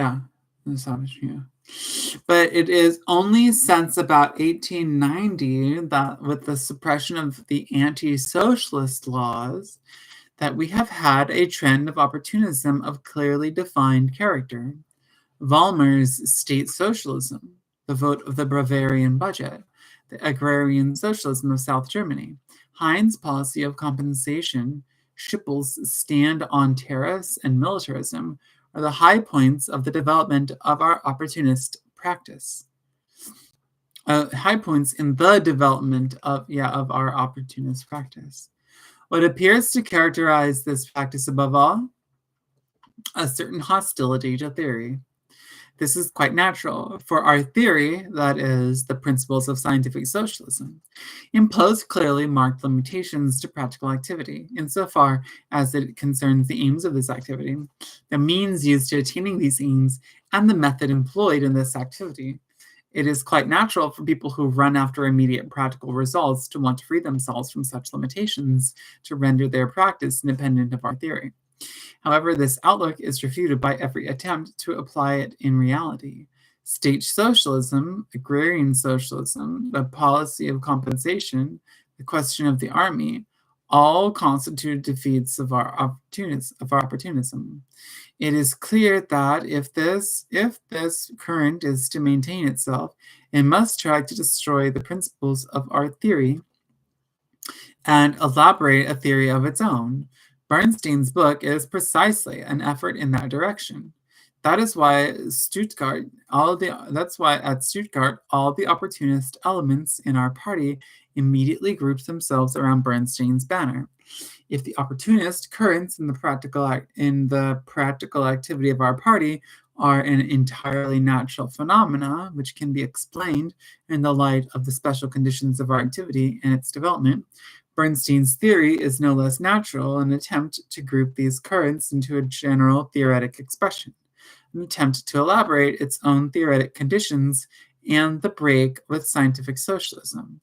That is why the published expression of Bernstein's ideas should be recognized as a theoretic test for opportunism and as its first scientific legitimization. What was the result of this test? We have seen the result. Opportunism is not a position to elaborate a positive theory capable of withstanding criticism. All it can do is to attack various isolated theses of Marxist theory, and just because Marxist doctrine constitutes one solid constructed edifice, hope by this means to shake the entire system from the top to its foundation. This shows that opportunist practice is essentially irreconcilable with Marxism. But it also proves that opportunism is incompatible with socialism, the socialist movement in general. That is, that its internal tendency is to push the labor movement into bourgeois paths, that opportunism tends to paralyze completely the proletarian class struggle. The latter, considered historically, has evidently nothing to do with Marxist doctrine. For before Marx, and independently of him, there have been labor movements and various social doctrines, each of which, in its way, was the theoretic expression corresponding to the conditions of the time, the struggle of the working class for its emancipation. The theory that consists in basing socialism on the moral notion of justice, on a struggle against the mode of distribution, again, instead of basing it on a struggle against the mode of production, the conception of class antagonism as an antagonism between the poor and the rich, the effort to graft the cooperative principle on capitalist economy, all the nice notions found in Bernstein's doctrine already existed before him. And these theories were, in their time, in spite of their insufficiency, effective theories of the proletarian class struggle. They were children's 7-league boots, thanks to which the proletariat learned to walk upon the scene of history.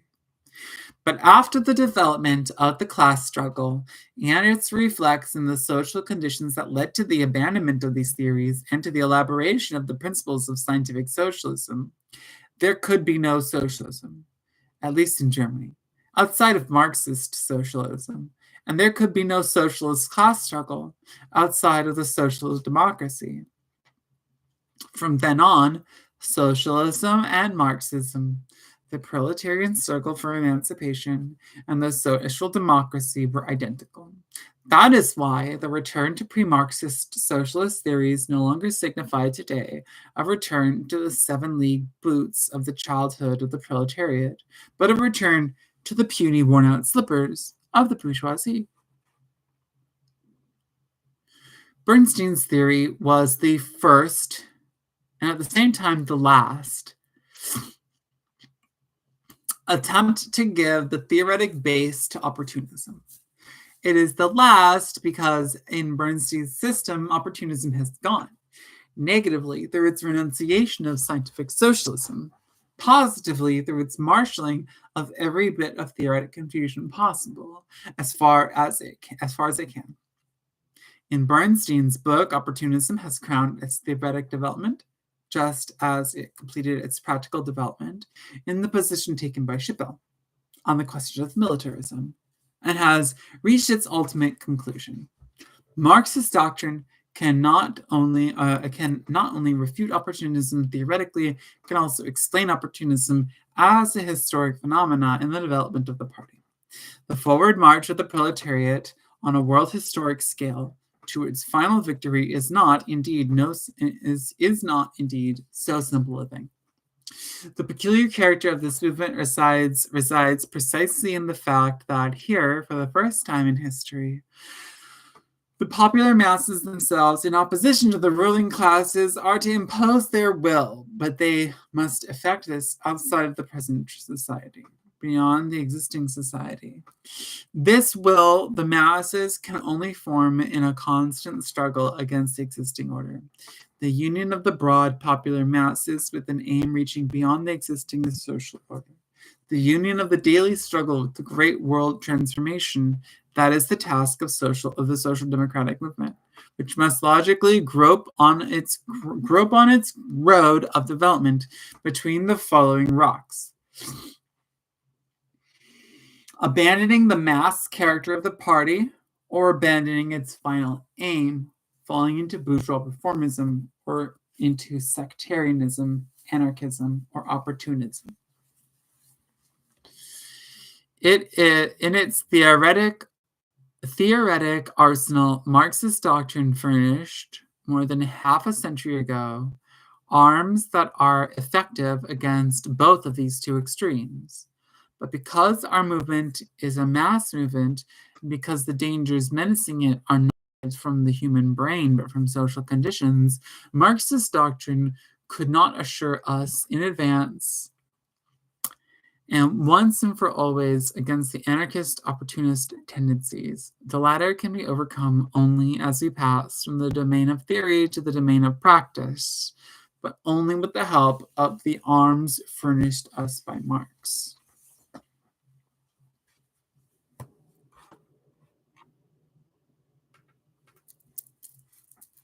Quoting Marx from the 18th Brumaire.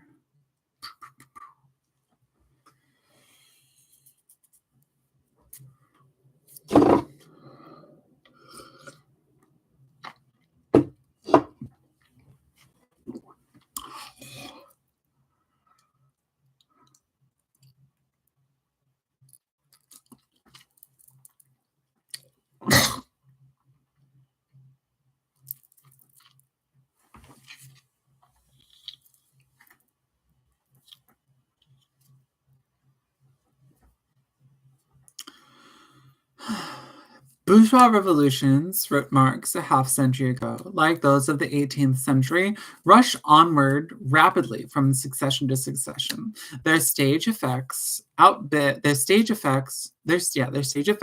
one another. Men and things seem to be set in flaming brilliance. Ecstasy is the prevailing spirit, but they are short-lived. They've reached their climax speedily, and when society relapses into a long fit of nervous reaction before it learns how to appropriate the fruits of its period of feverish excitement.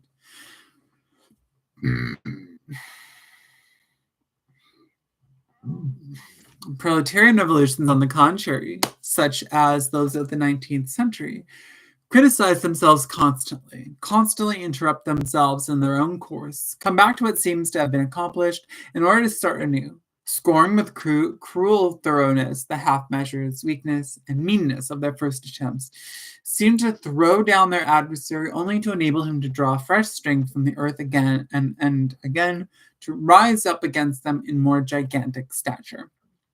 Constantly recoil in fear before the undefined monster magnitude of their own objects, until finally their situation is created, which renders all retreats impossible, and conditions themselves cry out, Hic rodus, hic salta.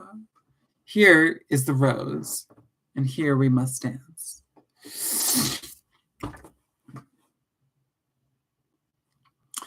This has remained true even after the elaboration of the doctrine of scientific socialism. The proletarian movement has not as yet all at once become social democratic, even in Germany, but it is becoming more social democratic, surmounting continuously the extreme deviations of anarchism and opportunism, both of which are only determining phases of the development of the social democracy considered as a process. For these reasons, we must say that the surprising thing here is not the appearance of an opportunist current, but rather its feebleness. As long as it showed itself in isolated cases of the practical activity of the party, one could suppose that it had a serious political base. But now that it has shown its face in Bernstein's book, one cannot help exclaiming with astonishment, "What? Is that all you had to say?" Not the shadow of an original thought, not a single idea that was not refuted, crushed, reduced to dust by Marxism several decades ago. It was enough for opportunism to speak out to prove it had nothing to say. In the history of our party, that is the only importance of Bernstein's book. Thus, saying goodbye to the mode of thought of the revolutionary proletariat, to dialectics, to the materialist conception of history, Bernstein can thank them for attenuating circumstances they provide for his conversation. For only dialectics and the materialist conception of history, magnanimous as they are, could make Bernstein appear as an unconscious, predestined instrument, by means of which the rising working class expresses its momentary weakness, but which, upon closer inspection, it throws aside contemptuously and with pride.